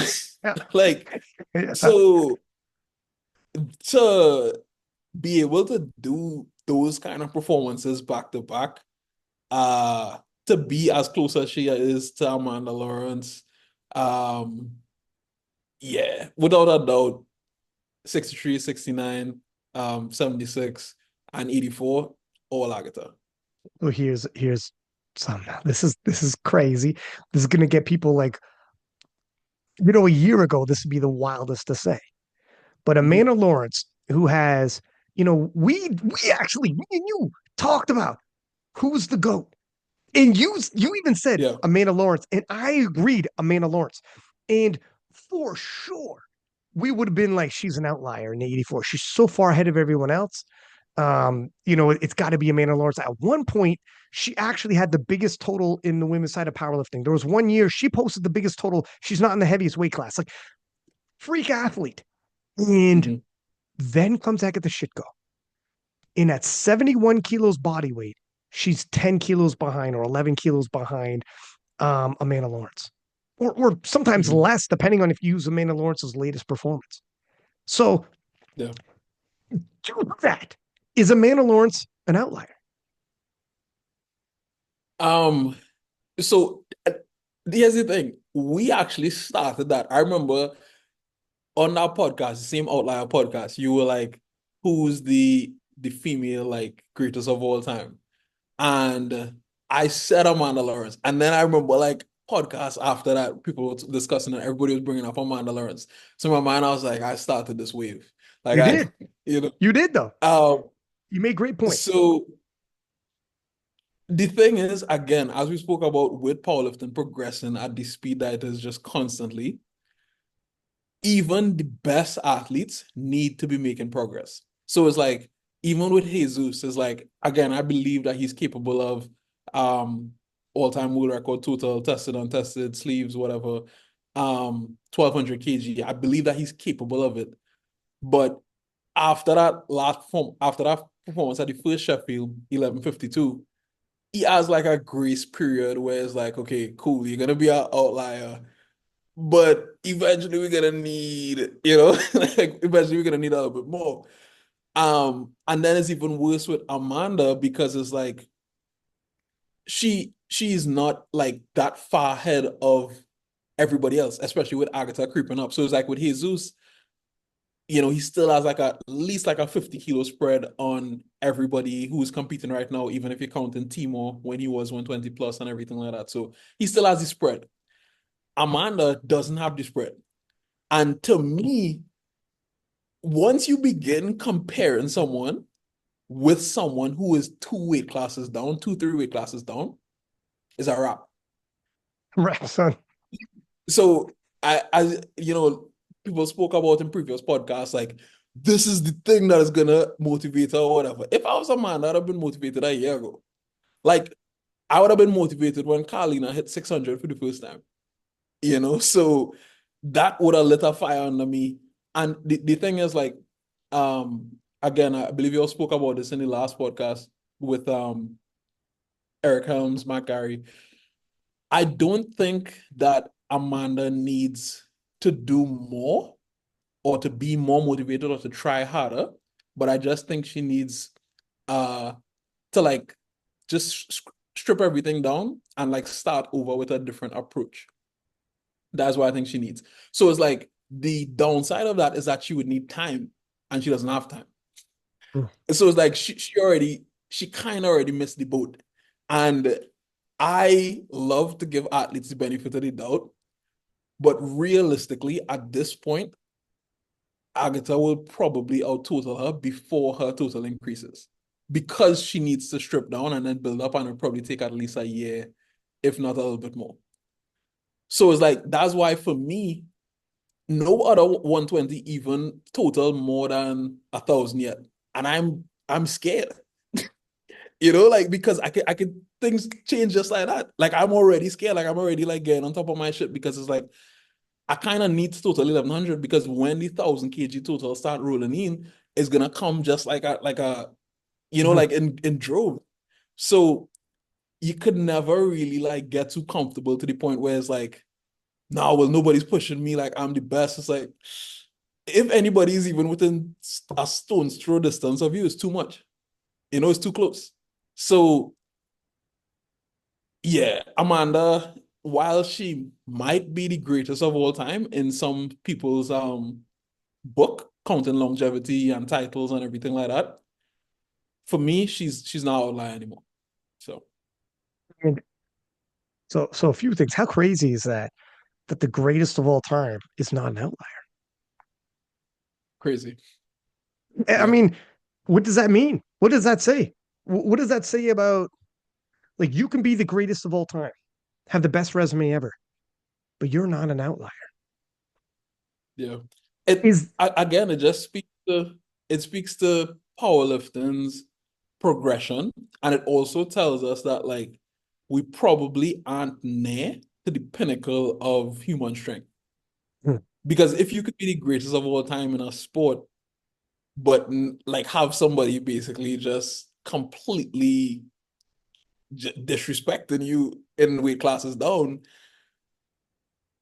it kind of shows that like we still have a ways to go here. and second follow up, what do you think this year? Agata she's going to go as a 69 to win the 69 kilo world title. Hmm. And then she'll wrap around so she'll be a two-weight class world champ. Then she'll wrap around to Sheffield as a 76. And the Hmm. 76 kilo record will be lower than the 69.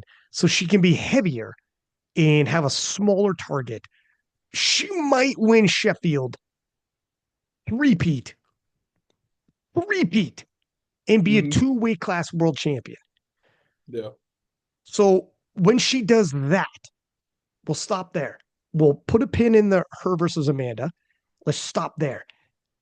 Two-weight class world champ, three-peat Sheffield champ, which by the nature of the event, it's not supposed to happen, and it looks like it's going to happen. At that point, is she the greatest of all time on the women's side? She's already the greatest of all time to me. When I said Amanda's the greatest of all time, I said she might be the greatest of all time by some people's thing. I didn't say it for me. Back then she was, but for me, Agata winning Sheffield back to back is already enough for me. Sheffield is Mm, designed to make sure that you can't win back to back. And Agata did it twice in the same weight class. yeah, So the fact that she already did it, and especially the first time when she won it, which was against basically, I think 11 of the women broke world record totals, right? So that one was already crazy to come around again in the same weight class and do it. Obviously, has all the formulas. She is a world champion. She's a junior. she's a junior. It's like to say Agatha is not the GOAT because she has not enough time or anything like that. She's the GOAT. She's the best. Like I just think, yeah, she's the best right now. So then I was going to carry on if you weren't convinced yet. She's got the showdown with Amanda.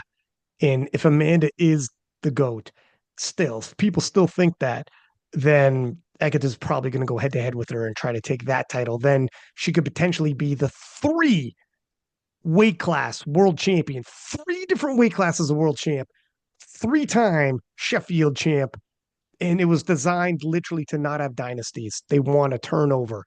So you Yeah, never know what's going to happen next. And she's like, well, sorry, because I'm making a dynasty out of this event. It'd be crazy. I yeah, think then the entire powerlifting community at that point will be like, all right, fine. That's it. You're the GOAT. yeah. Here's a question then. Does Agata out total Amanda before she even turns into the 84 kilo class? Your prediction. Yeah, I think she'll do it in 76. I think she actually has a better chance of doing it in 76 than 84. Just because like body composition is a big thing. And deadlift is the lift that's gonna make up the majority of your total. So her deadlifting, like what we saw from her in the 69, sorry, the 76 to 69 transition is that her deadlift went up considerably. Like every time Agata posts her videos, her deadlifting or pause deadlifting into the 500s for reps, right? So it's like her deadlift has a huge boost in 69 just because she's leaner, better leverages, etc. So I think she might be better off to hit her biggest total in the 76s as opposed to the 84s. Like, yeah, her bench will go crazy, squat will go crazy, but deadlift is really the lift where you make up like the majority of your kilos. So I don't know. She could prove me wrong. Like obviously Agata is Agata, but that's just what I'm thinking. So Interesting. Then, are you saying she might out total Amanda as a 76, but when she goes up to 84 and clashes with Amanda, will she be overreaching? Who wins this clash at 84? well, the good thing about 84 is that you could weigh in at 76.1. So she might still win, you know. So There. yeah, I think anybody's money like would be on Agatha just because while Amanda still has the bigger total, the tide of momentum is clear, you know. So um yeah, barring any like unforeseen circumstances, I think Agata will win. But here's the thing. The reason why I said Amanda is the GOAT is because I really like Amanda as a lifter. Like she has a great personality. She's a really good lifter. She's very strong, etc. So I would love to see her like rally back and hit like 670. I think everybody would love to see that, right? I just I just can't see someone hitting the same total for such a long period of time and then, just randomly making a shift. Although we did see that with Russ. So maybe it could happen. So I don't know. Yeah. Wait, I love that you segue to Russ. We're going to talk about him in a sec. We'll put a pin in that because he is moving up. I want to get your thoughts on some of that. But in terms of Amanda Lawrence, first off, what you said about Amanda, known Amanda for years at Worlds, super nice, um, fierce competitor. Glad she's around. Everything you said, I would echo in terms of like, yes, I like Amanda. I know Amanda on a personal level, and she's extremely likable. Nobody has bad things to say about Amanda. On the flip side, to turn it around, it'd be tough to all of a sudden you are a 640s lifter for years. 640s. The last three Sheffields, there's only been three Sheffields. She's in the 640s. It's just where she's been. Yeah. And it's she seems to be a sitting target, not a moving target. And she needs to turn it around and get into the 670s. And to your point, time is fleeting. This whole conversation around she'll get motivated, she'll get motivated. It's got to already you need to move. Like, what more do you need? There is no more. Yeah. This is like the finish line is in sight. You need to Yeah. start sprinting. Agata is a monster. On the flip side, her coach is Joey Flex. So is Russell Orhees. And Mhm. look what they did with Russell. Russell forever in not 640s, he was 840s. Before he was stuck there, it seemed. Didn't need to be. Very similar to Amanda. Didn't need more than 840s. Cruising around 840s. Was had Perk not too far below him, threatened to go over and out total Russ at points. And the conversation was, can Russ drop the hammer and rise up? And now Russ, like we said at the last Sheffield, a kilo or two off of that deadlift, and he probably got his final deadlift, and he'd be in the 880s.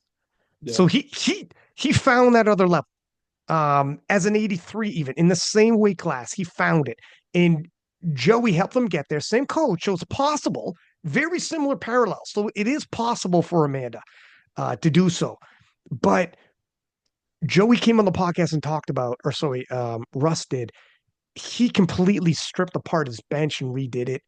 Mhm. He changed things. And he totally gave himself up to the process and was like, he was not even hitting heavy weights in training. Total Mhm. faith to the process. And I was like, weren't you worried? You just took an L and everybody was dancing on your grave. Now you're showing up at Sheffield, the biggest event, the most viewed event in the entire sport. And you're not hitting top end weights in any of your singles. You don't know if you added the kilos on. You're just having total faith. My God, I hope this works. And he's like, yeah, I did that. Yeah. He's just that competitor athlete that Yeah. he can find it. Amanda needs to be that. Exactly. Yeah. Totally give up to succumb to it. Yeah, that's what I was saying. Like, it's not an effort thing. Like, it's not like Amanda is just, sitting on her hands and not going hard and training or anything like that. It could be the opposite. Like, because every time you see like Amanda pop up post, is like it might be a PR or it's clearly something where it's like she's taking this seriously and she's putting in a lot of effort. But it's the small things and there's something that Russ touched on as well, and I was thinking it in my head while I was listening to the podcast. In powerlifting, being more motivated or being more like locked in is not about doing more.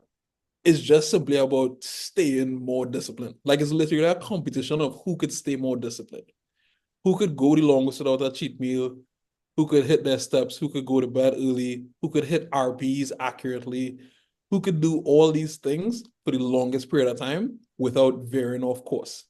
Mm. So you could be super motivated. It doesn't mean go into the gym and do more. It just means being motivated to eat rice and steak every night. Nothing else. No variation like Gustav posts all the time. Be Mm. motivated to just simply stay the course and don't have the little irregularities, control the variables, So I'm not sure like how locked in Amanda is outside of, like prep and stuff like that, but it's like the difference that you would notice in yourself as an athlete, like genuinely locking in for a 6 month period versus locking in for like 2 months into a meet is crazy. The momentum that you feel going into the meet is almost like you're a meteor, just like hurtling towards a target and nothing can stop you. Hmm. So I fully understand like what Russ felt and what like he now understands, because that's how I felt in my like 2023 prep, which is why I say like now like I know that I have 1100. I just need to have the motivation and the discipline and the foresight of knowing, okay, I have this meeting in 7 months. This is what I'm gonna do, and just do it.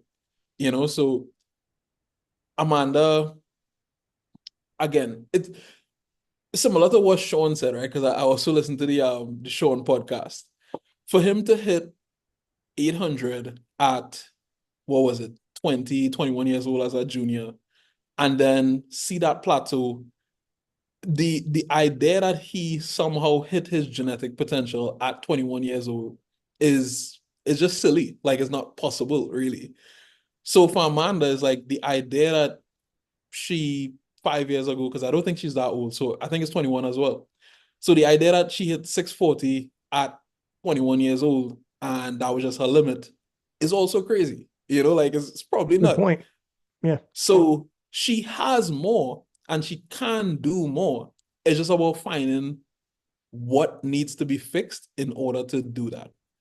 And the reason why I said Agata will probably surpass her is just because I think that'll probably take more time you know, than she would want it to. So What a turnaround story Sean Noriega was. Where he for years he hit, yeah, so he hit 800, and at the point in time, very few 83s had hit 800. Then he hit 825, and mhm, people like remember Candido was like he's going to beat Russ and whatever, and then for years he hit 825 twice, and then his total actually dipped and went down. He regressed and had a dark period, if you will, where for years just wasn't not even getting back to 825, let alone actually, improving upon in the yeah, potential. And then he knew, though, in his heart, he was saying on the podcast, because you can't help but question yourself here and there, right? You can't help but mhm, be like, what the hell? It's been years, though. Years. Am I just spinning my wheels? Was I never that guy? Was I never going to go more than that? Was I yeah, maybe 825 was my peak? And then he told himself, but wait a second.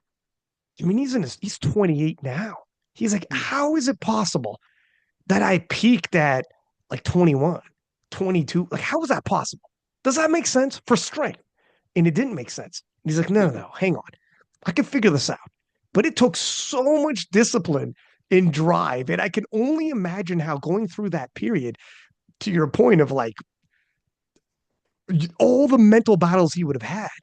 But you're mhm, right. The same thing with Amanda. 4 years ago, or more. I don't know. I can't remember, but it was around there in 2020, I believe, maybe 2021. She hit 646. And mhm, all these years later, she's still in the 640s. And you're telling me, no, it's impossible. She can't have peaked at like early 20s and now she's out of her prime. And like, no, you yeah, progressed. But you're right. She has to do the Noriega or what Russ had to do when Russ took an L and he's like, okay, well, fuck that. That felt shitty. We got to figure something out. yeah, Will she do it in time? I don't freaking know. It's interesting. This is going to be very, very, very, very interesting. It's possible. It's definitely possible, but she's got to hurry up. She's got to. yeah. She genuinely needs to. Well, the time has already passed, but as you said, like anything is possible. Who knows? It could be less like a quick fix, a quick tweak, but yeah, yeah. How about this? Sunita talking about Mhm, recent I just dropped the Sunita podcast. Holy smokes, is her backstory freaking insane, by the way. She mhm, she I've done two podcasts with her. Both of them are pretty freaking long. They're like 3 hours long. But I'm telling you, for anyone listening to this, you want to talk about a backstory. She's from Cameroon, and at points, man, full on like I got emotional and almost started crying. Like it was crazy, Yeah. crazy. Both listen to both podcasts back to back. Mhm. Insane backstory. I'll put a pin in that. I'm not going to be able to do it justice, and so you're going to have to listen to it from her. However, she's like Jesus. She is now the strongest woman alive. She's got the biggest total tested or untested. And she's 4 kilos away from the Mhm. strongest woman of all time, tested or untested, just like Jesus. Um, is she an outlier?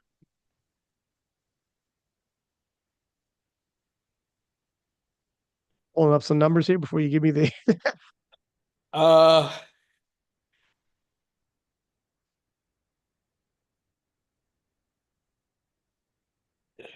Wait, are you muted? okay, so I can't hear you. Okay, there how you are. close? Yeah, yeah.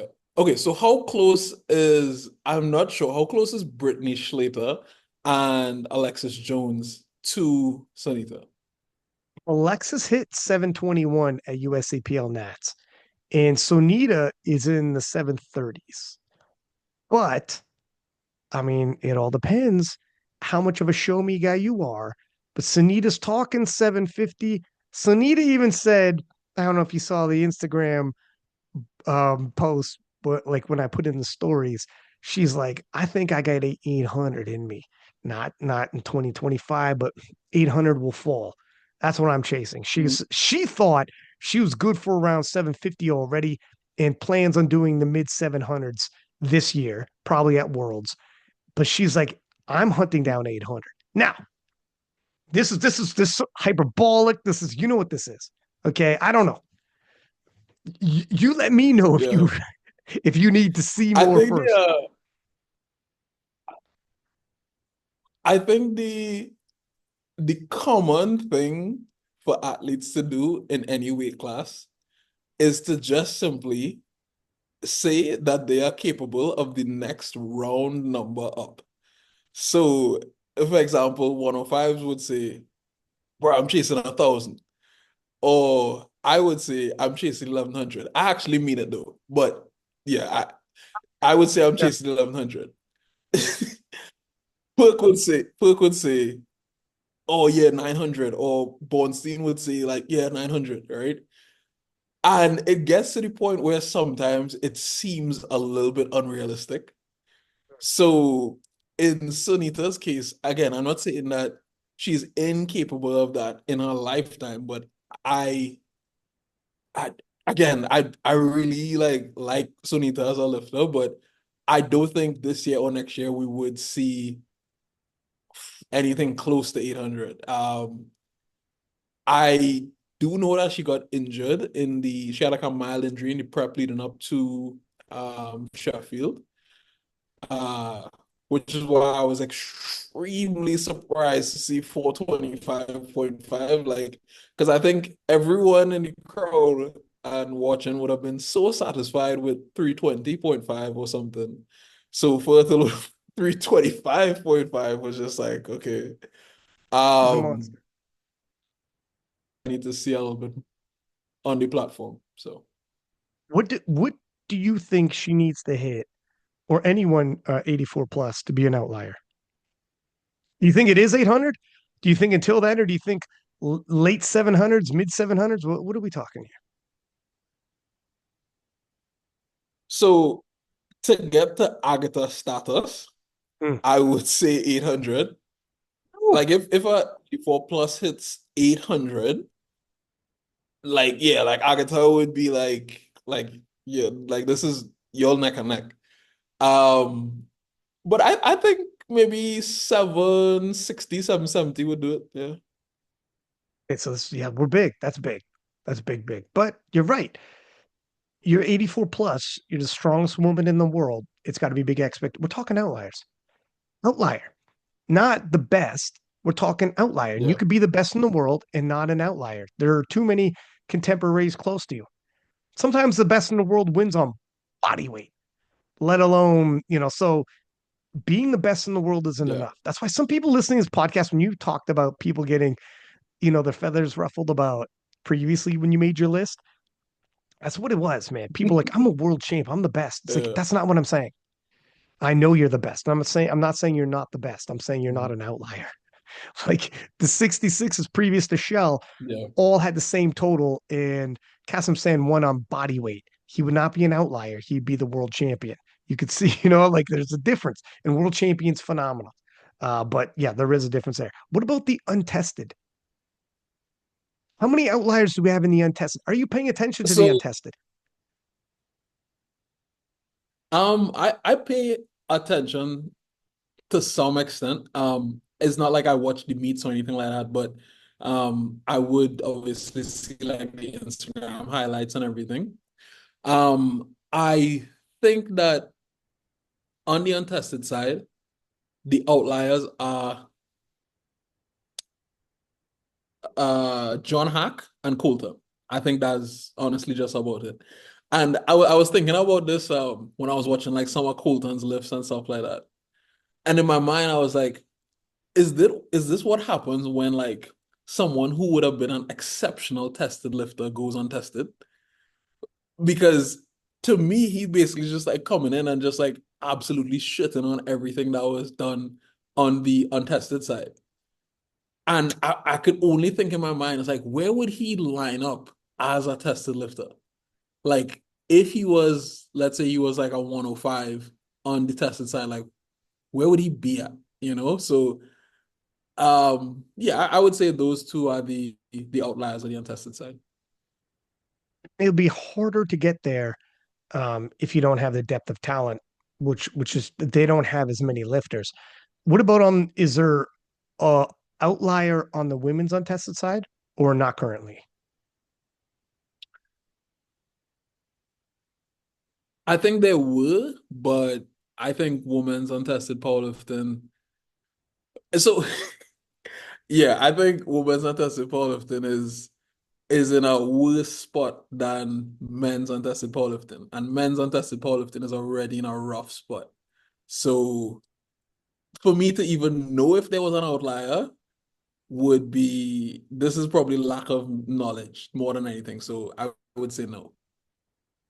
And yeah, I mean, long the days pass where Mariana Gasparian is going toe to toe with Steffi Cohen at the Kern, and it's like neck and neck, and everyone's excited watching it. And you had like stars, like Steffi Cohen was a huge star, obviously, and Gasparian Mhm. was a freaking absolute. They were two outliers clashing, and it was crazy.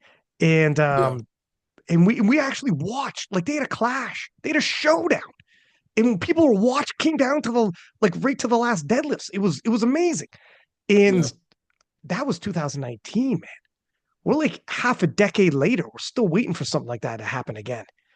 yeah. They need that.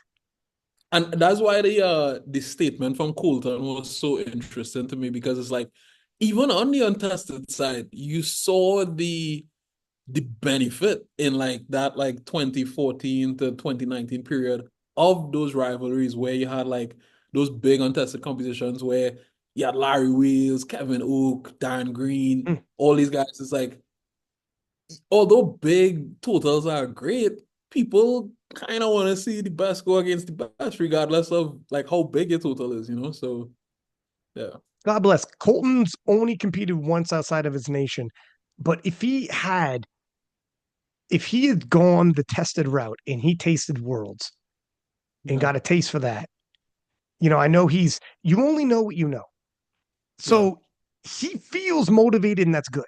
And he's chasing numbers, and that's great. And he feels like I'm doing everything I need to do. The pressure I have, I put on myself by chasing these numbers.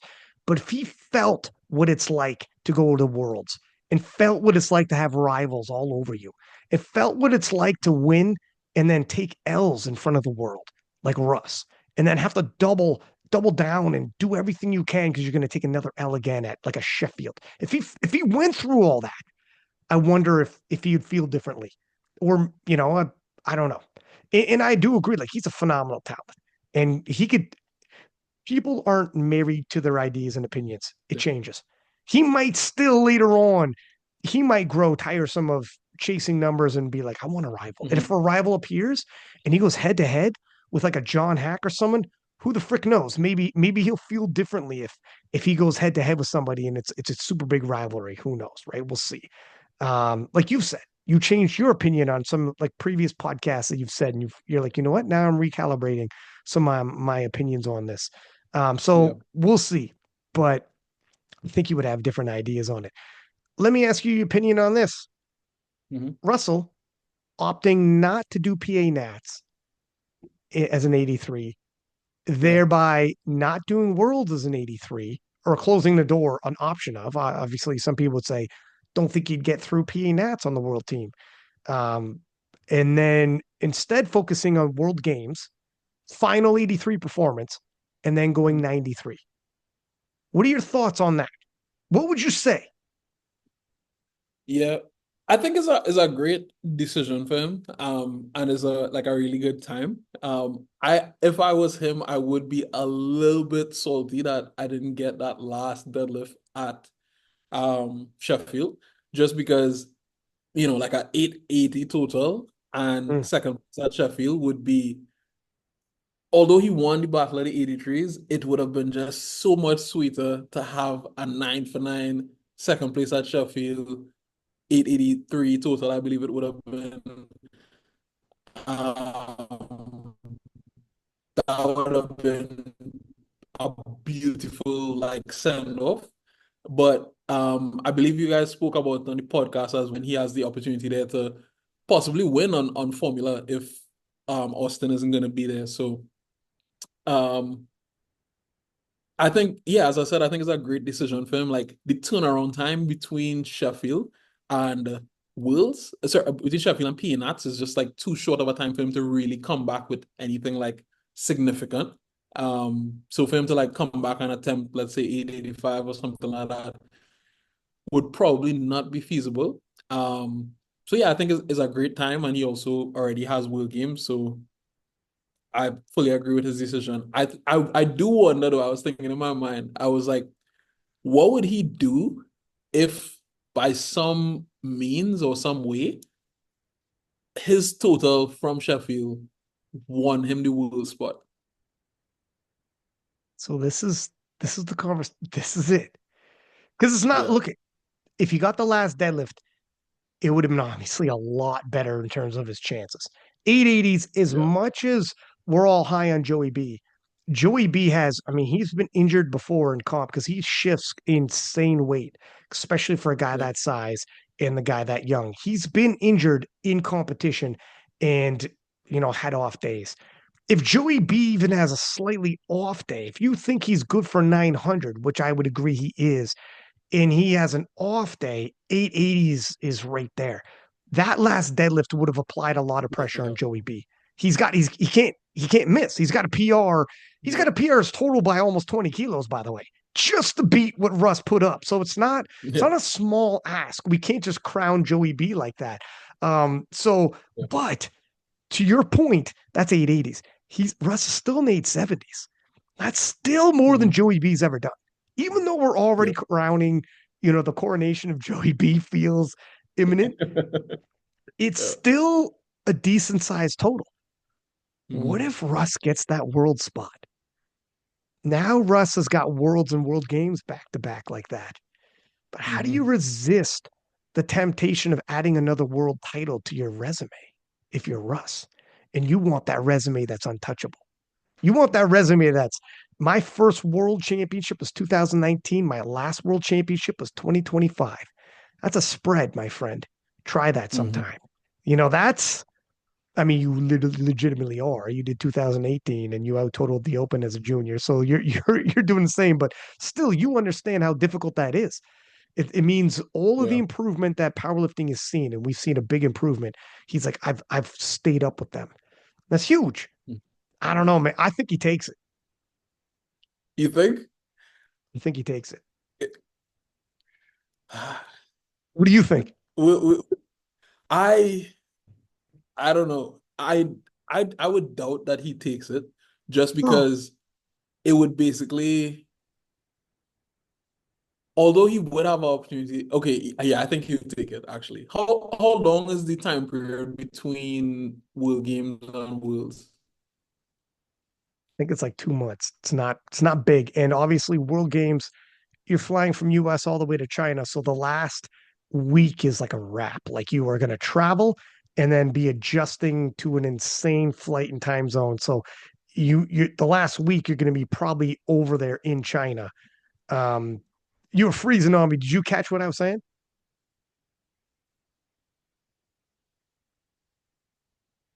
Yeah, I did. Okay. Yeah. Okay, cool. So I it'll be difficult. Yeah, I don't know. It's tough, man. Because I'm telling you right now, Adeo Masakin, he's capable of something nutty as well. His Sheffield was an off day, like a bad off day. I think Ade is capable of something freaking crazy. If you're in Britain, they're talking about Ade like people on this side of the world talk about Joey B. Like they're talking about Ade like, yeah. Joey B's got a lot of hype. Ade's up there as well. And I don't know. I don't So Rex can't show up at Worlds anyways if he gets that world spot because he beat these guys at Sheffield. It isn't like you're going to beat these guys without going all out. He's going to have to go all out and then do it all over Yeah. again at World Games. I'm not sure. I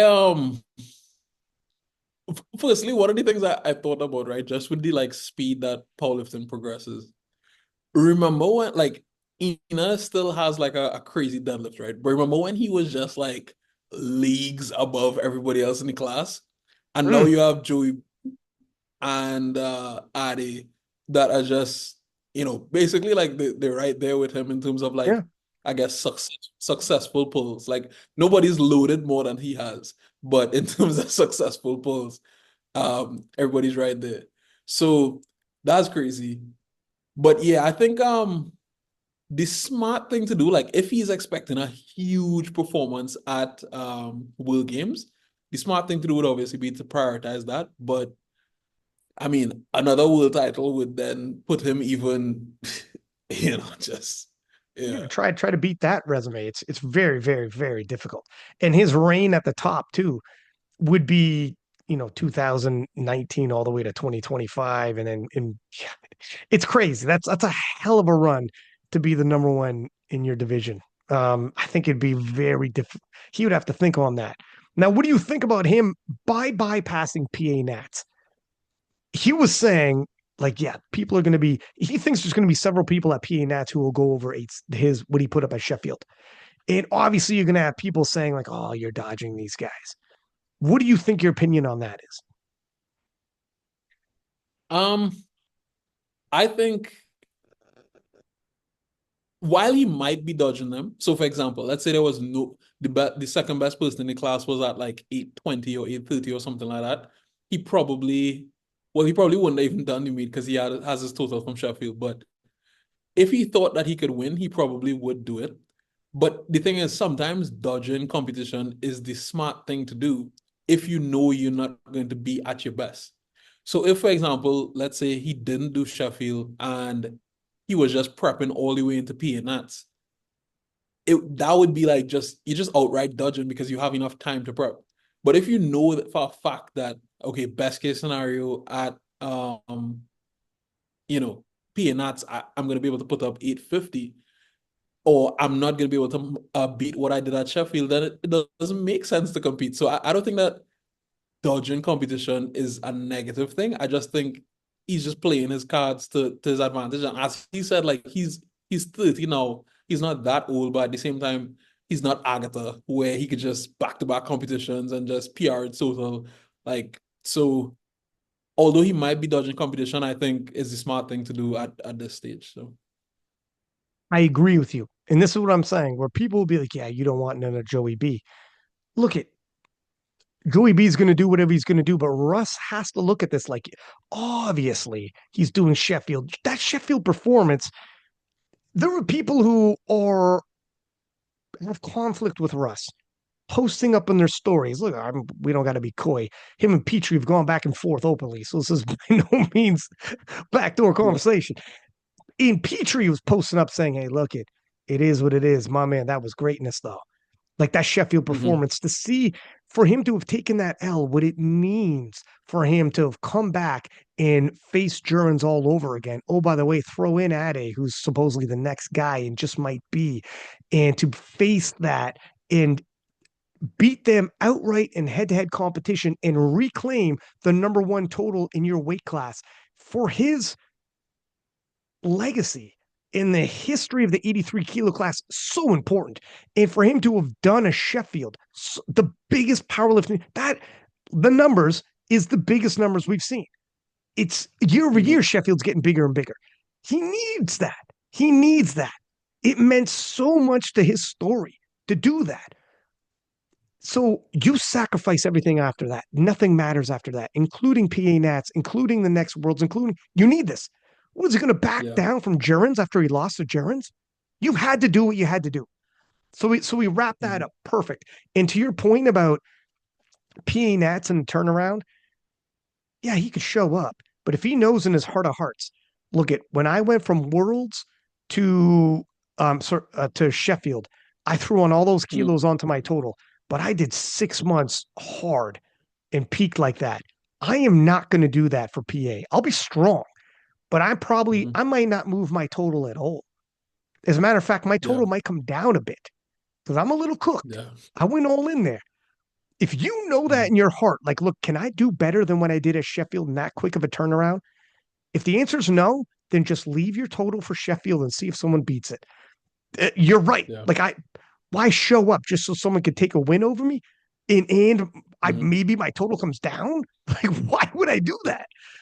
I agree. That's what people were saying as well about Taylor. I think it was year before something or last year when Perk had initially, so I think it was last year when Perk had initially made this switch to PA and Taylor was like injured or something like that, and everybody was like, and he pulled out a PA Nats and everybody was like, bro, like you're running from Perk and stuff like that. I was like, if an athlete knows that they're not gonna be at their best for a particular competition and they know that they're coming up against a rival, the smart thing to do is probably to not push yourself and compete because why would I give you the satisfaction? Like, and when I say you, I mean I'm talking about the people who preying on their downfall. So in Russ's case, the people who want to see Russ at PNATs and saying he doesn't want to smoke with Joey B are the people who just want to see him lose so bad.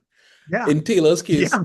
the You're people robbing them of who that. want exactly. The people who wanted to see Taylor go to PNATs, even though he was injured and go up against Perk, are the people who want to see him lose. So it's like, why would I, as an athlete in Ross's case, I'm not going to be at my best because I just competed. In Taylor's case, I'm not going to be at my best because I was injured. Why would I compete? Like for the satisfaction of haters, that makes no sense. So yeah, And when everyone looks back, they're not going to remember you were injured or you just competed. They're just all that's gone. It's just you lost. yeah, That's yeah, all they're going to exactly. say. Yeah, Or they don't give a shit. They want you to lose. And they're like, yeah, your yeah, excuses. Protect yourself. Protect yourself, man. Do what's right straight. for you. You know damn well what's right for you. So yeah, 100% I co-sign on that. And Taylor moving up to 83. Ain't mad at that all. Taylor looked back on his career and said, one thing I should have freaking went to 83 sooner when I was hot in my prime.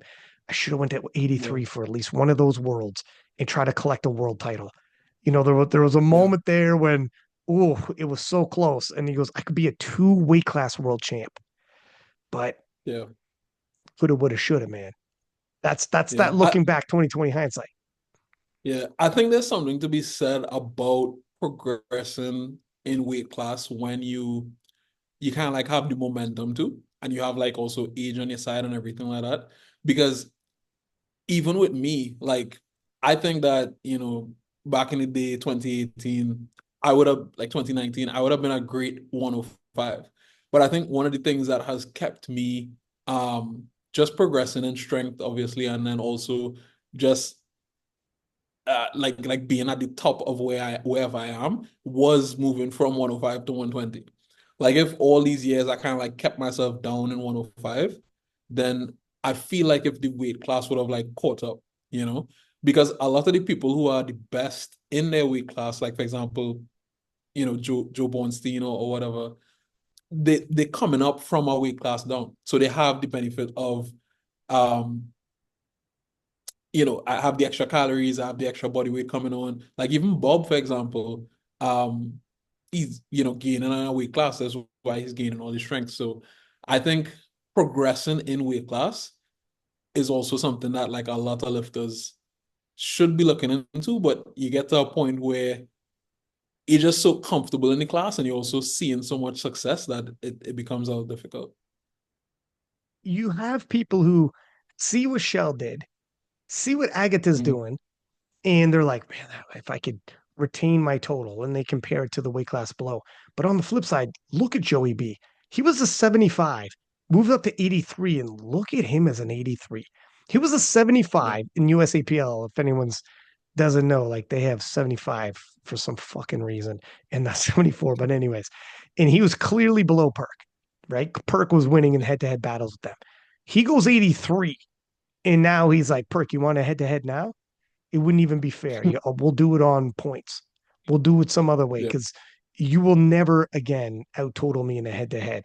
And he's now like a complete monster himself and a complete yeah, outlier himself. And he could talk like this. He's the next podcast I got booked, by the way. Can't wait to get his opinion on a bunch of things. But he's a monster and he went up. You look at there's a couple people like that who have moved up and become absolute monsters because they moved up. yeah, So I don't know if the trend, it's not clear which way people should go or if you should just move up. Taylor probably should have moved up sooner. And now he moved up to 83 and he's like, I feel good again. I'm finally back. I don't yeah, know. It'll be interesting to see how he does too as an 83. I'm kind of, I don't know. He's older now, but look at Shell. These old dudes, some of these old dudes, you never know if they got yeah, one more run in them. yeah. I think powerlifting is getting to the point where like um strategic weight class switches just aren't going to be a thing anymore because you have people popping up in every weight class that are equally as deadly as the next. So for example, I think people were talking about Hannah needing to go up to 74. It was like Yeah. you run from Shell, you have perk. So it's like, the benefit that you would see is basically like it would only be personal. Like you would feel better in training and stuff like that, but you won't really see a benefit in terms of like there's less competition or a lower world record total or something like that. So Yeah, 100% on that one. Um, if you let's say the outlier in there is Shell and you're gunning for second place and you move up, the outlier up is Perk and you're gunning for second place. The difference would be obviously you're going to be a bigger, stronger version of yourself. So if nothing else, you got that. What would you choose? If your best possible scenario is second place at Worlds, would you rather be like big, mhm. strong, jacked, and have the biggest possible total you can? We'll go that route then. But Yeah, there's a bigger picture too. If we're looking at the even bigger picture, Shell is in his mid-30s, and that reign of terror as a 66. There's one more caveat to all that conversation. Is he going to be a 66? Henna's going to be around longer than Shell. Henna's like 7 years younger, yeah, conceivably, anyways. yeah, So does he hang? He might collect another world title at 66. Who knows? yeah, Maybe, maybe not. But does he hang too long and end up like Taylor? And when he's Taylor's age, look back and like, fuck, why didn't I move up sooner and just see what I could do? I would have been same position to your point. It, yeah, really looking at the landscape, it's difficult to say. yeah. Pana is one of the few people in powerlifting where you can look at him and be like, you don't have any room to recomposition anymore. Like all of your gains in strength are going to come from neuromuscular adaptation and not from additional muscle mass. So yeah, I think for him it's pretty clear he needs to move up. Similar to like Russ, where What I'm saying, dude, me and you, I'm making a group chat with me, you, and Penna, and we're attacking him from side to side, being like, you have to move up. That's what I'm saying, dude, you're capped out. You're yeah, huge for a I 66. I'm genuinely not sure why he would want to stay 66 because with how lean he is, even if he was to go up to 74 slowly, like over the course of a year, he would still be jacked and lean. Crazy So Jack Lee. I yeah, I just I don't even know. And you got to do it while your body, while you're young, testosterone's high, and your body wants to throw on that muscle mass. Do it now. And to your point, how freaking lean he gets, it's insane. Even I know I've said this in previous weight classes. I won't beat a dead horse here, but even when he just didn't cut water, his total shot up like 20 kilos. It's like, and that was just water. He was the same body size. It's like, my man, your Yeah, body is telling you something. Can you imagine if he was like 77 kilos and cut to 74? Oh, buddy, yeah, I don't know where his total will be. Neither does he. Let's find out. Right? You got if Shell I there, you got Perk there. yeah, if I was as lean as Pana at my like body weight, I'd probably out total Jesus. Can you imagine? That's true. To have that much lean tissue, it's crazy. It's wild, man. It's wild. Okay, here's another question for you. What, and I think we had this conversation before. What is the greatest performance of all time in your mind's eye?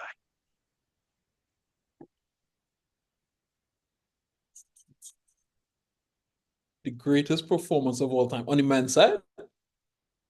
Let's say on the men's side. The women's side is difficult for me because Agata keeps rewriting history in terms of like it's, you know, hello. I don't know. We could do women's in a second. Let's do men's first. So this is where like things start to like fade as time goes by. Mm.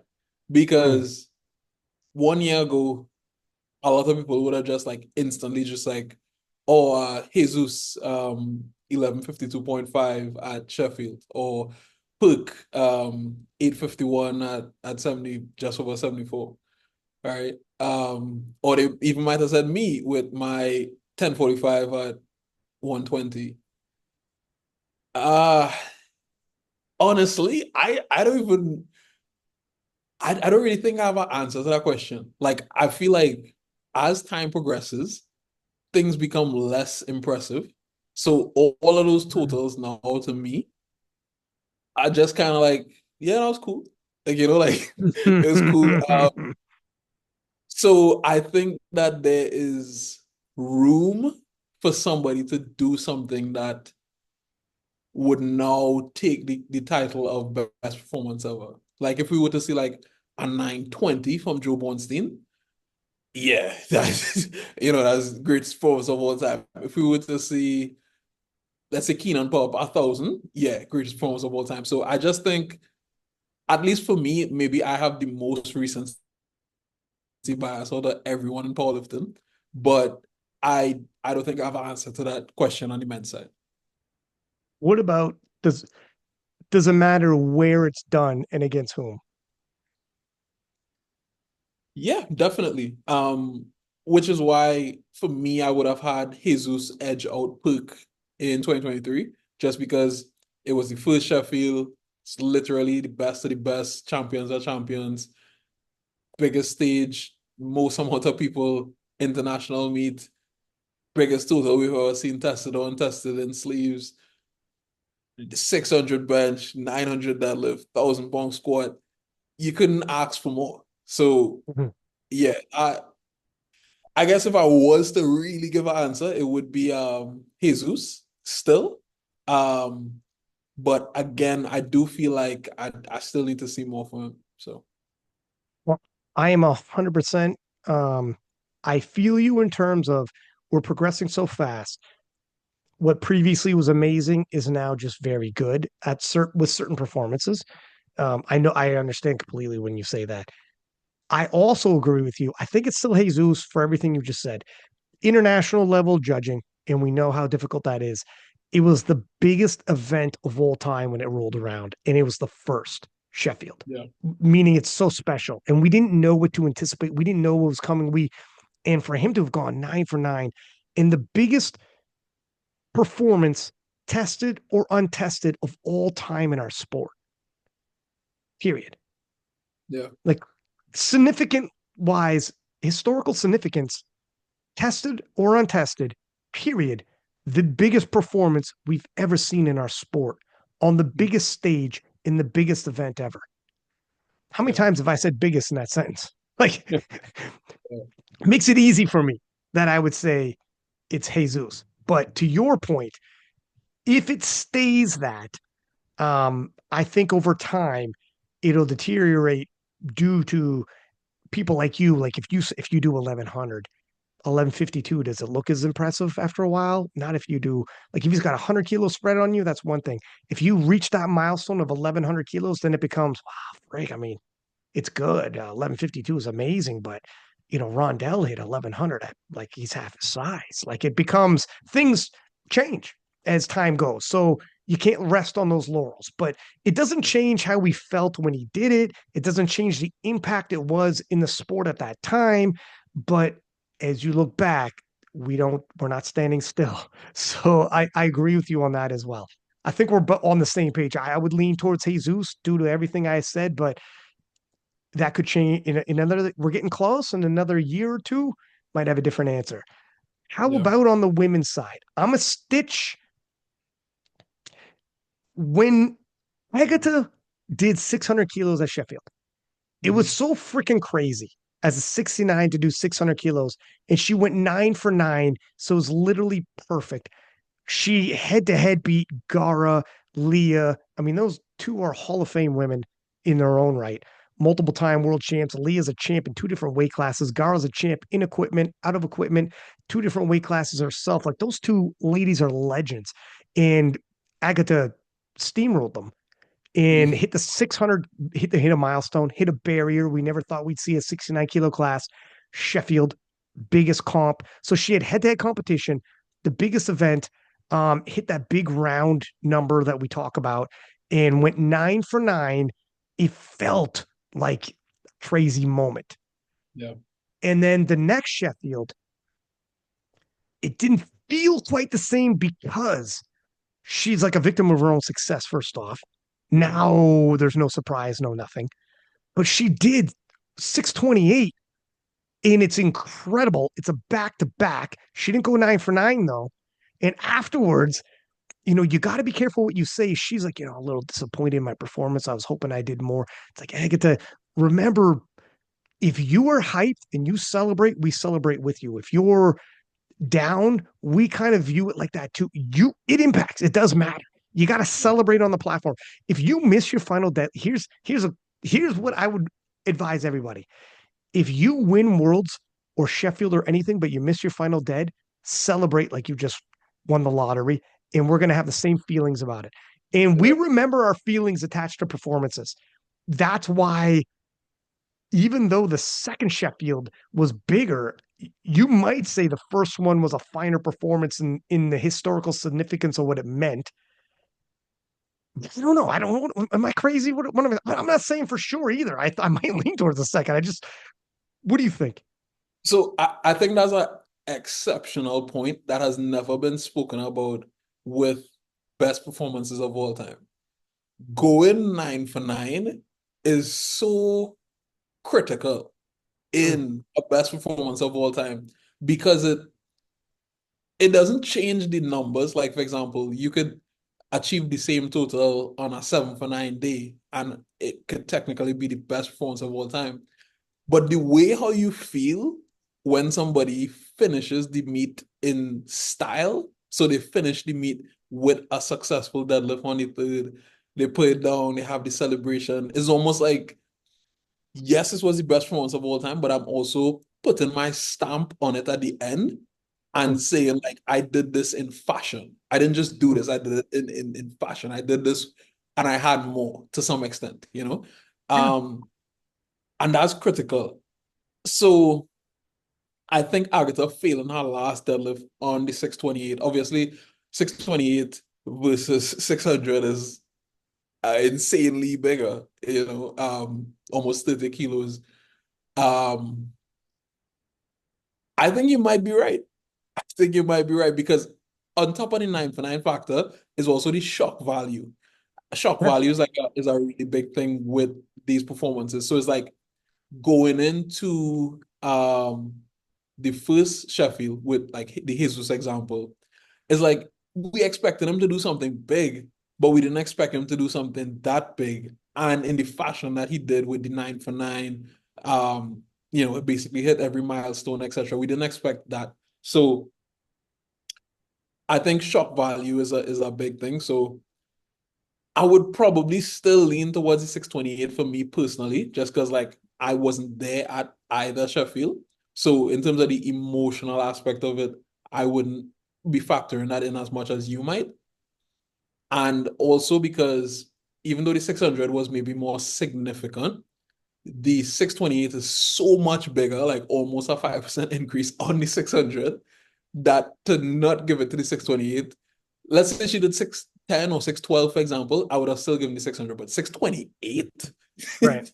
it's crazy, so yeah. Yeah, that's a good point. I mean, it is, yeah, it can be talked into either which way. Only also because like that milestone of 600, the 9 for 9, the straight up head to head beating those legends like she did.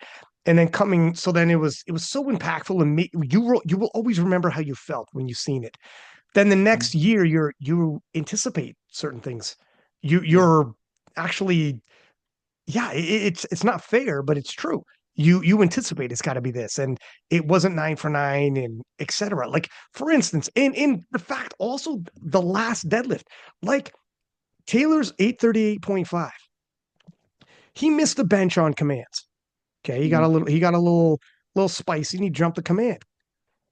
Imagine, but he hit his last deadlift, and the big celebration, the big Taylor Atwood smile when he did yeah, that, and when he hit that final deadlift, and then you seen that smile come up, and he looks around, and it's that cocky fucking you. He's the king.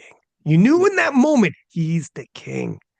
yeah, If it wasn't, and he didn't go 9 for 9, but if it wasn't a freaking bench command, and it was the last deadlift that he missed, is that going to be as impactful? No, yeah, no. You needed that moment. You yeah, needed that feeling when he hits the last dead and he's like, that's how that story ends. And he's yeah, got that smile and that confidence and struts off like, beat that. You need that. You need that.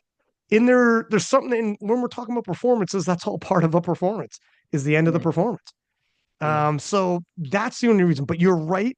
The difference between 600 to 628, it just might be too much, and you might have to lean to 628 anyways, yeah. because it's just what are you going to do?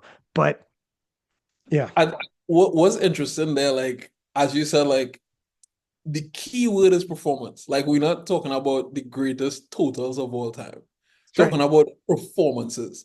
And a performance is literally like a show or like a theatrical experience. So if we're talking about performances, is more so about how you felt about it versus the actual numbers. The actual numbers obviously critical, right? But if you're talking greatest performances of all time, then technically Jesus would win by like a landslide if we really like zoning in on the word performance, because it was the biggest show and he delivered the biggest experience. So yeah. That's exactly how I view it. Is because you're like, look at all of them are going to be big totals, Mhm. and saying what's the biggest total. I mean, open up open powerlifting. That's, whatever. Do that if you want to. If you want to go by formulas, again, go to open powerlifting, filter it however you want to filter it. This isn't even a discussion. Then just if you want to go by dots, if you want to go by total, go ahead. Do that. Use percentage in which you beat your adversaries, etc. Do that if you like. But if you're talking about the greatest of all time, it should be impactful to you and the whole entire community, and everybody was rattled and talking about it. And there's got to be something there like that. Yeah. That's it's a performance. It really is a performance.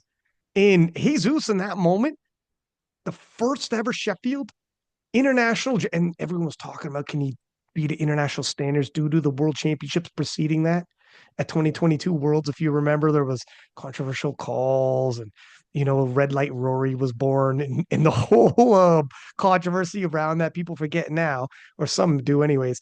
And he answered the question marks on that, and he went 9 for 9, and the jury was going to get in. I think the jury actually jumped in to turn his call for him, if I'm correct. There was The last booing, which made it even bigger. That's not even something he did. It made you. I remember the crowd boo, and you felt it. And then the jury overturning. Oh my God, it's overturned for him. It was crazy. It was Yeah. all part of it. It made it more dramatic. It was an even bigger finish due to it. And all of Yeah. us waiting with bated breath, and then him celebrating on the platform. I think so. Again, like as you said with the Agata thing, she became a victim of her own success with the back-to-back Sheffields thing, right? And I think Jesus is in a position where it's the opposite, where like he might actually be setting himself up for another greatest performance of all time. Mm. Like because he, obviously had mishaps in the last couple of Sheffields, yeah, and he didn't really live up to that same standard as the first one. The expectation for a lot of people who maybe don't follow him as closely or whatever might be, let's say he makes it to this next Sheffield, might be, all right, we kind of expect just like a half decent performance from Jesus or something like that. So if it is he does now bounce from 11, 10 around there all the way up to, very close to 1200, that is where we could get that like shock and awe moment happening again. So I think he's capable. Like obviously his totals dipped since that Sheffield. And yeah, it's like around 11, 12, etc. And we're not seeing him full steam ahead hit like he's past 1150s. He should be anyways. And he's a young guy. I think he's going to. He's 100% capable and he's going to at some point. When we see it, I don't know. But he'll rally. He also just had a kid. yeah, So like it's when we're on the other side and sleep is back to normal, things like that, like he'll rally. It'll come. He's young. He's still young. I don't know how long he's gonna stay in the game. That's another big thing is how many world titles, because I seen him in a caption put he wants at least two more world titles. It didn't necessarily say after two I'm out, mhm, but it also wasn't saying I'm going for five more. yeah, Like, so when I read that, I was like, he might reevaluate after two. But I'm sure when you're a 400-pound man, you just had a kid and he's married, kid, he's got a whole life outside of powerlifting. He might be looking at this like, do I want to be 400 pounds at 40? Is that yeah, healthy for me to be 400 pounds at 40? Do I want to hit certain achievements, have a couple moments, and then be like, okay, guys, this is a good time to peace out, drop the body weight, and enjoy life, with my family, etc. I mean, that's probably a pretty good approach. I would, it's not a bad idea. So I'm not sure, but I bet you that's why him not getting like 1,200 kilos. Selfishly, I'm like, fuck, what if he hits that and he's like, okay, I'm good. That's what I wanted. I'm like, damn it, now we lost Jesus. yeah, We'll have, there's a freaking gap, a hole. If he leaves, you can't leave until we get another one of you. yeah, for sure. We went from Ray to Jesus. Can you imagine Jesus leaves? Timor's not there. It's like, what the heck? What are we doing here? Yeah. You got to move up. People ask me that all the time, like if I'll move up to like rival Jesus, I would need to gain so much on my squat. It's not even funny. Like it would be crazy. What Timo is cutting down to 120, right? Dog, I think his totals like I don't think he's gonna rival you though. Like I don't know. What do you expect from this? This is a good conversation because from what I've seen, his numbers have dropped drastically. However, again, when you're 350-pound, 400-pound manish, Mhm. I don't know the conversations you have, but it might have been like, look, I have to drop the body weight. It just is what it is, right? Um, so there might be some actual reasons to drop the body weight, and that's fine. But I don't think powerlifting wise, this is what do you think? Yeah, it was, as you say, like there had to have been something behind the scenes because it almost seemed like, damn, this is the next guy to like rival Jesus. Like he was Yeah. on top of it. Like I was like, bro, like what? How are you this strong? And then randomly check his Instagram is like barely training or it's like doing like some lightweight for like high reps and looking as big as me or like as small as me, I guess. And yeah, so it seemed very sudden. probably honestly maybe something he like pre-planned or something like, as you say, just like health related. Because even me, like I'm not that heavy. I'm 268 or so. I, within the next 5 years or so, probably want to cut down to like 230, get back to like my 105 days. So, um, yeah, I could see why he would do that, but I don't know how it would go for his powerlifting career. It's like it's not when you're 400 pounds, you can have very sudden health issues. It's Yeah, not normal to be 400-pound man. yeah, It's not a good idea to hang there for 20 years of your life. And even if you eventually drop the weight, by the time you're in your 40s, having been 400 pounds for however long, you will age, you will be different at 50 and 55 than if you weren't 400 pounds that long. yeah. You for sure, there are going to be some repercussions. So that's why anybody who's like, you know what, I'm dropping this body weight, do what you got to do. No one else has got to live in your shoes and face what you're facing type deal. Interesting you say that. I was actually leading to asking about your future goals, and you segued it saying a little peek behind the curtain here. You're thinking, is that like just throughout 5 years, or is that a 5 year plan years to actually be like, look it? Because with you, you missed 4 years due to politics, then you missed another kind of, dude, it's like you're doing a life sentence here. You you missed a lot. If we add up all the different times you missed, so I could see where it would be behoove you to stay in and just try to. I mean, look what if anything you get from Solace, look what Agata's been able to achieve in just 2 years' time. You could carve out a legacy.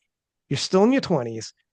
Yeah. By the time you hang it up, you 100% can carve out a huge legacy for yourself. And all of this front half will add to that mystique and legacy because nobody's got a story like you. Yeah. And I've said it before, and people now make memes and fun of me for saying it, but you're like the Muhammad Ali of powerlifting, where you were robbed of 4 years of your prime due to politics. And if you come back like Ali did in a whole different era and do what you can, it can actually add to your story. Okay. Yeah. So what is your plan? Um, so obviously I will be out for Wales this year. So that's unfortunate, but it is what it is. Um, from next year, that's when I'll be like fully back into like the circuit and everything like that. Um, my plan is ideally I want to get like about 3 world titles. So 3 years just like going to worlds, running the circuit, everything like that. And then in the fourth year, I may do the same thing, just depends on how the landscape of things are looking. And then I want to cut down to 105. Um, it might be for like Sheffield reasons, it might be just for aesthetic reasons, or a combination of both. But I feel like if like I actually am on 105, because I wasn't 105 initially and it was where like I was comfortable and everything like that. But just with like the time off and just training in general, getting older, um, I literally like I think when I was initially had that like period of time where I couldn't compete, there was like 2 years where I probably weighed myself once every 3 months. And every time I weighed myself, I was just like 4 pounds heavier. Hmm. So it was like after those 2 years, I used to weigh like around 235 pounds. And then it was after that time I was just like 250 something. I was just like, damn, am I a 120? So um I want to go back down to 105 for sure at some point. Yeah, let me throw this at you. And this is just with everything we've just said. And I got a bad habit of being like a freaking powerlifting manager where I'm like, think about this game plan. like, Yeah. like I can't help it. Can't help it. But think about this. Think about this. What if so you do your damn thing in 120 and you collect titles, you go to Sheffield, you take these world records and take them for a ride, and you do everything you can at 120. You have rivalries with Bob about to happen. Beautiful. So this is all part of your story. This is good. You're catching up quick. If Jesus leaves, you don't got to put up a lot of weight. I don't know who's there. We just Yeah. said, I don't know who's there, sir. And you don't got to be like you said, Agata can be 76 point whatever. You don't got to put on a lot. If Jesus leaves in a couple years and you look left, you look right, and you don't see a 120 plus that you got to worry about, you throw on 20 pounds ish, 20 pounds, I don't know, 15 pounds, I don't know, nothing crazy. Depending if your total's already in 1100 as a 120, and Jesus is winning worlds at 1112 and a half. Timur's gone. Let's see. Just think about, because who knows, in a couple years another a Timur could show up, another guy. So maybe all this goes out the window. It's something to think about. If Jesus ever says, you know what, I'm sitting this one out for whatever reason, that would be if you become a two-weight class world champ, very quickly cover ground on all the time you lost in terms of GOAT status. Now put a Yeah. pin in that. Just keep this in your back pocket and pay attention if Jesus is going to show up or not show up or retire early or whatever. Pay attention to that over the next few years. Then you drop to 105. Now you're Agata shit go. Now you're Agata shit go. Yeah.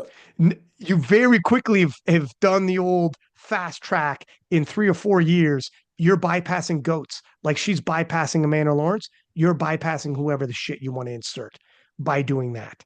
Yeah. So the next few years are pivotal. Pay attention to the landscape and pick your spots because you could change everything real quick. Yeah. I already thought about like I didn't think about it for like worlds and stuff, but I thought about it for world records, like the deadlift world record and the bench world record. I thought about for like 120 plus. I feel like if I bulk up, maybe like I think I could probably hit 127 kg body weight, 127, 128 without like pushing myself too much. Um, I think I could take the bench and the deadlift for sure. Well, I could take the deadlift now, but yeah, it just depends on where it's at that point. So Well, another thing to be said, while you're waiting to see what happens in the 120 pluses, if you grab world records up there. So then you could say on my resume, I got world records at 105, 120, and 120 or 120 plus. That's yeah, huge too. That's another huge thing for your resume to be able to look back and cover a lot of ground. It's just basically you build the resume wherever you can. And you could do world records at North Americans, you could do it at Worlds, you could do it, you know, you got options. You could do it at Sheffield. You got who knows where you want to end up doing these. You got some pick your spots where you think it's going to be the most impactful and you could put on a show. Because like we said, people remember how you made them feel. People will remember that. And you've been through the ringer. You've been through the ringer. We've talked about it a yeah, lot of times. However, you have an opportunity, depending on what you do in the next 5 years, it's going to be an absolutely fantastic story, and you're going to make people feel certain ways about it when you tell your story in full. Um, let's see what happens, man. This is freaking. Well, finally, can you believe it, man? I'm going to be commentating. I haven't commentated you since 2018. yeah. It's crazy. I'm gonna really look forward to like looking back at the live stream because I remember for Worlds 2018.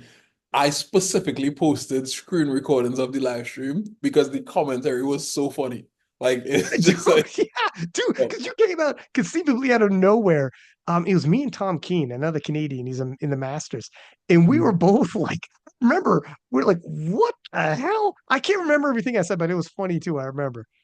Yeah, it was a bunch of different things. Like you were basically just like, who is this guy and why is he lifting with no arch in Vans and just Dude, yeah, you were such raw goods yeah, coming out of Trinidad, and you literally were like came out of nowhere. This is like we didn't have as many like Instagram and social media stars and stuff like back then, 2018, period. Let alone And you like out totaled the open. We didn't know that yet, but we knew your total was crazy. The open obviously hadn't happened yet, but it was nuts, man. And yeah, you were like raw goods. Just no arch. Wasn't I also saying like, wow, his fucking hands are huge? We're just like taking you in. Yeah, We're taking you in, like piece by piece. Like we're just infatuated with this discovery. yeah, And I mean, yeah, look at all these years later, here you are. But it was like a guy just the cool thing about that era of powerlifting, people could walk in out of nowhere because social media wasn't what it is now, and yeah, just walk into your life and be like, "Hey, my name's Rondell Hunt. You're gonna enjoy me for the next decade." yeah, You know, and it really is like we were on the spot discovering the craziest raw talent, and yeah, yeah. No, I gotta nowadays, rewatch it yeah, nowadays, like you basically see everyone coming, more or less. Like to a large extent. Yeah, we have yeah. I remember like that before that was I had like 3,000 followers, and that got me up to like 9K. It was actually crazy. Oh, really? You Yeah, tripled. yeah, And 9K, that was 9K back in 2018 too. exactly. Yeah. Too big. And that was just a junior world's performance. Yeah, But it was, dude, I remember when it was happening, I just couldn't wrap my head around it. And neither yeah, Tom Keen, we were both like, holy shit, what the heck is going on here?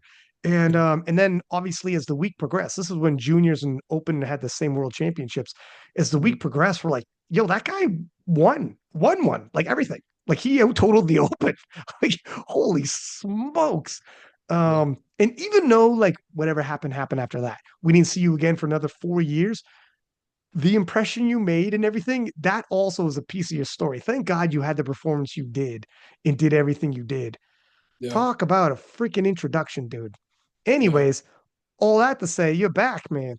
And I'm going to be commentating you again finally. 2025. Didn't think I'd be, but here we are in one of the most anticipated showdowns of the year against Bobb Matthews. Yeah. Um, right, dude, I'm excited. I'm Same here. excited. We got to take some pictures. We got to freaking we'll chop it up. We'll see what's also want to ask you before I leave, dude. We're past 3 hours. Holy shit, have we been talking? Um, your podcast, you can be doing more episodes. What's the update on that, sir? So we had stopped because Johnny was going into his meet, and we would just have like a bunch of stuff going on. So I'll talk to him. We talk all the time, but we just don't talk about the podcast. I think we both just like we both just like push it to the side. But people always ask, what happened actually is we did an episode with John Hack, and then the Zoom video file got corrupted, so we couldn't actually like turn it into a video that we could post. And that kind of just like got us depressed because it was like a really good episode with John Hack. And yeah, that we just Dude, stopped. I hate that's okay. I've been doing this for a hot minute. That's only happened a couple times where I've had some kind of a mishap, but it has happened to me where I've lost full episodes or chunks of gutting. The Yeah, worst, the worst is if you have a killer episode and you're like, this was a good one. yeah, And then you like the file gets corrupted or whatever the hell happens. And yeah, the worst is having to tell the person. yeah. And you're like, fuck, this is gonna Yeah. suck. Like, What do you do? What do you do in that situation? Do you re-record? so recently, me and Reagan, he was on, he's gonna be on. So Reagan was on, I recorded 45 minutes. Then we had a washroom break. I thought I hit pause. I didn't. It clicked, but I didn't click it. I must have misclicked or whatever. Go to the washroom, come back, click again, thinking I was unpausing, and I'm recording once again. But then it stopped recording. Yeah, So essentially, I had 45 minutes with him and then nothing. And I didn't realize that until days later because there was a file there and it changed into a file, put it on my Google Drive, threw it on my phone, was doing everything. And then I'm like, what the hell? It says 45 minutes. And then it dawned on me. So I have, I reach out and I either re record the entire thing, which can be exhausting if you had a really good one. if you had like a good chat, like we're doing now, to tell someone you want to do 3 hours again in 2 days, Yeah. that's all. That's like, dog, I give you 3 hours on Sunday. Yeah. Hey, do you want to do 3 hours on Tuesday? It's like, not really. Like, we just did 3 hours. So it's Yeah. what I did was I told Reagan, first off, apologize profusely. Like, that sucks. I hate that. Like, I genuinely feel like, you feel it. The feeling when you're like, oh, this sucks. Like, I don't Yeah. even want to have to tell this guy. And he's such a freaking nice guy, a sweetheart. He's like, no problem, Ryan. Don't worry about it. And I'm like, dude, I was telling my girl before I made that before I told him, like, God, I feel sick to my stomach. Like, I'm dying a thousand deaths here. Yeah. So when the episode aired, I put a little disclaimer in there saying what happened and apologize there to Reagan and the listeners. Apologize to him straight up. And then I told him, let me make it up for you. The Euros preview show, he's one of the hosts. And Yeah. then he's also competing at Euros. Let's have you back on. We'll talk about Euros. Then we could double back. So when we double back about his background story, it's a few months later. It doesn't feel like we just did 3 hours. Now let's do 3 hours again 2 days later. It's like, yeah, I'm not going to have the same enthusiasm. Even if you say yes, fine, fuck, I'll do 3 hours 2 days later. Are you going to be enthusiastic? We're going to talk about everything we just did all over again. It's not going to hit the Yeah. same. Yeah. It's good. That's what I was gonna say. Like to some extent, it feels like almost disingenuous because It it's is. like like I just kind of like repeated what I just said, like And you're faking your you have to fake. It's the first time. It's the yeah, first time hearing the shit that I'm my you already yeah, know what I'm gonna say about what you said, and you're like, all right, let's do this all over again. Yeah, it won't hit. So I put a pause and try to have them back in a few months' time. Let some things happen. In a mhm, few months, worlds will happen, Euros will happen, Sheffield will happen. We have more stuff to talk about. There's everything changes, and then also try to make it up for them to like bring him into a preview show or a recap show. It was perfect that he's European. We got a preview show, recap show for Euros. Let me make it up to you, big dog, because yeah, I fumbled. It sucks though, man. It's happened a few times. It's yeah, happened a few times over. I've been doing this almost 10 years. It's bound to happen, but it's the fucking worst. And you did it with John yeah. Rig, dude. We haven't recovered from that just yet, so I don't even know. You're like, we're still recovering. We're Yeah. still recovering. What did John say? He was like, this is very unprofessional of you fucking guys. So he was cool. He was like typically cool, but it was it was so tough because like John is like a slightly more reserved type of person. He opened up so much on the pod that Really? yeah, he was like cracking jokes and it's like genuinely being honest about so many things. Like with the tested side and the whole outlier thing and everything. And then I was just like, people are gonna love this episode. Yeah, You're like, never seen John like this. He laughed, he cried, he talked about his background. I never knew. He yeah, revealed something. He revealed something.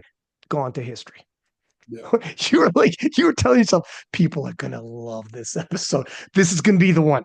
This is gonna yeah. be the one that puts us up there. We're gonna be on the list of all time podcasts. Fuck, damn it, dude. It's a tough one. And he like took it well. He's like, yeah, okay, whatever. Just never ask me to come on again, you pieces of Well, I don't know exactly what he said, but because Johnny told him, but you let Johnny do it. I would You're let like, Johnny. how did you guys decide who tells him? Yeah. Well, Johnny and John have the same name, John. So I was just like, you guys deal with that. Yeah. It's pretty weak reasoning, but if your boy John took it, I would have been like, yeah, I'm not sure that's means I have to do it, but fine. Yeah, that sucks. That's tough. It is what it is. Yeah. But did you enjoy doing it? How'd you? Because I remember I reached out to you guys on let's do a crossover episode, and it was Mhm. Johnny who was like, let's get a few episodes under our belt before we do this. Let's get some momentum going. And I'm like, sounds good. I double Mhm. back. I'm like, are you guys still doing this? It's never gonna Yeah. happen now. What's going on? Yeah, we wanted to get like about 10 episodes or so deep. just because like I think at that time when you reached out, we were like on episode 2 or episode 3, Yeah, no, it and was people super early. yeah, and people were like interested, but we wanted to just become like a staple the way that canned lips is. Um which obviously would take some time, but we wanted to at least do 10 episodes. And after that one, that was supposed to be episode 5 or 6. And yeah, we just yeah. It's fun though, dude. You're amazing on podcasts. You're Yeah. good. Like some people are good if they're talking about themselves. But you're good at talking about like everything.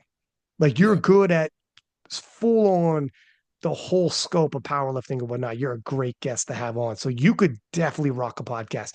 If whatever happens in the future with this podcast or any podcast, you should be doing more of them for sure. Yeah. But I think future of powerlifting, they had invited me on to do the Sheffield preview. And for a moment I was gonna do it, but then I was like, this would be the most depressing thing that I could do. I'm not going to do this. Like I want to yeah, be at I don't want to preview it. So yeah, I didn't do it'd be that one. tough, man. You yeah, I seen that on your YouTube when you were talking about like it is very difficult to watch Worlds and Sheffields in your Really is. position. It But won't particularly the 120s, like not worlds I could watch any other weight class, but the 120s is just like, that's crazy. won't be like that forever, man. For It's sure. not going to be like that forever. It's going to be a change. Change is coming. All right, man. Listen, thank you for coming on the podcast. Much appreciated. I'm so freaking happy that this is finally happening. Yeah. I'm going to see you at PA Nats, and we're going to have that showdown that everybody's been waiting for. Rondel Hunt versus Bobb Matthews, PA Nats 120s, Chapter 1. Let's see how it goes, man. For Both of you sure. guys are a little bit cooked, but that's it. It's fair. If you're both a little cooked, perfect, Yeah. perfect. Let's see how it all plays out, dude. I appreciate you coming on the podcast, us doing our thing, and we'll chat at PA Nats and we'll see what the heck is next. But the future is bright and everything's moving forward, man. Everything's Definitely. moving forward. All drama is behind us now. It's all positivity. Um, and everybody listening, as per usual, please do subscribe, give us high ratings, and until next time, six pack Lapadat, six up, and we are out.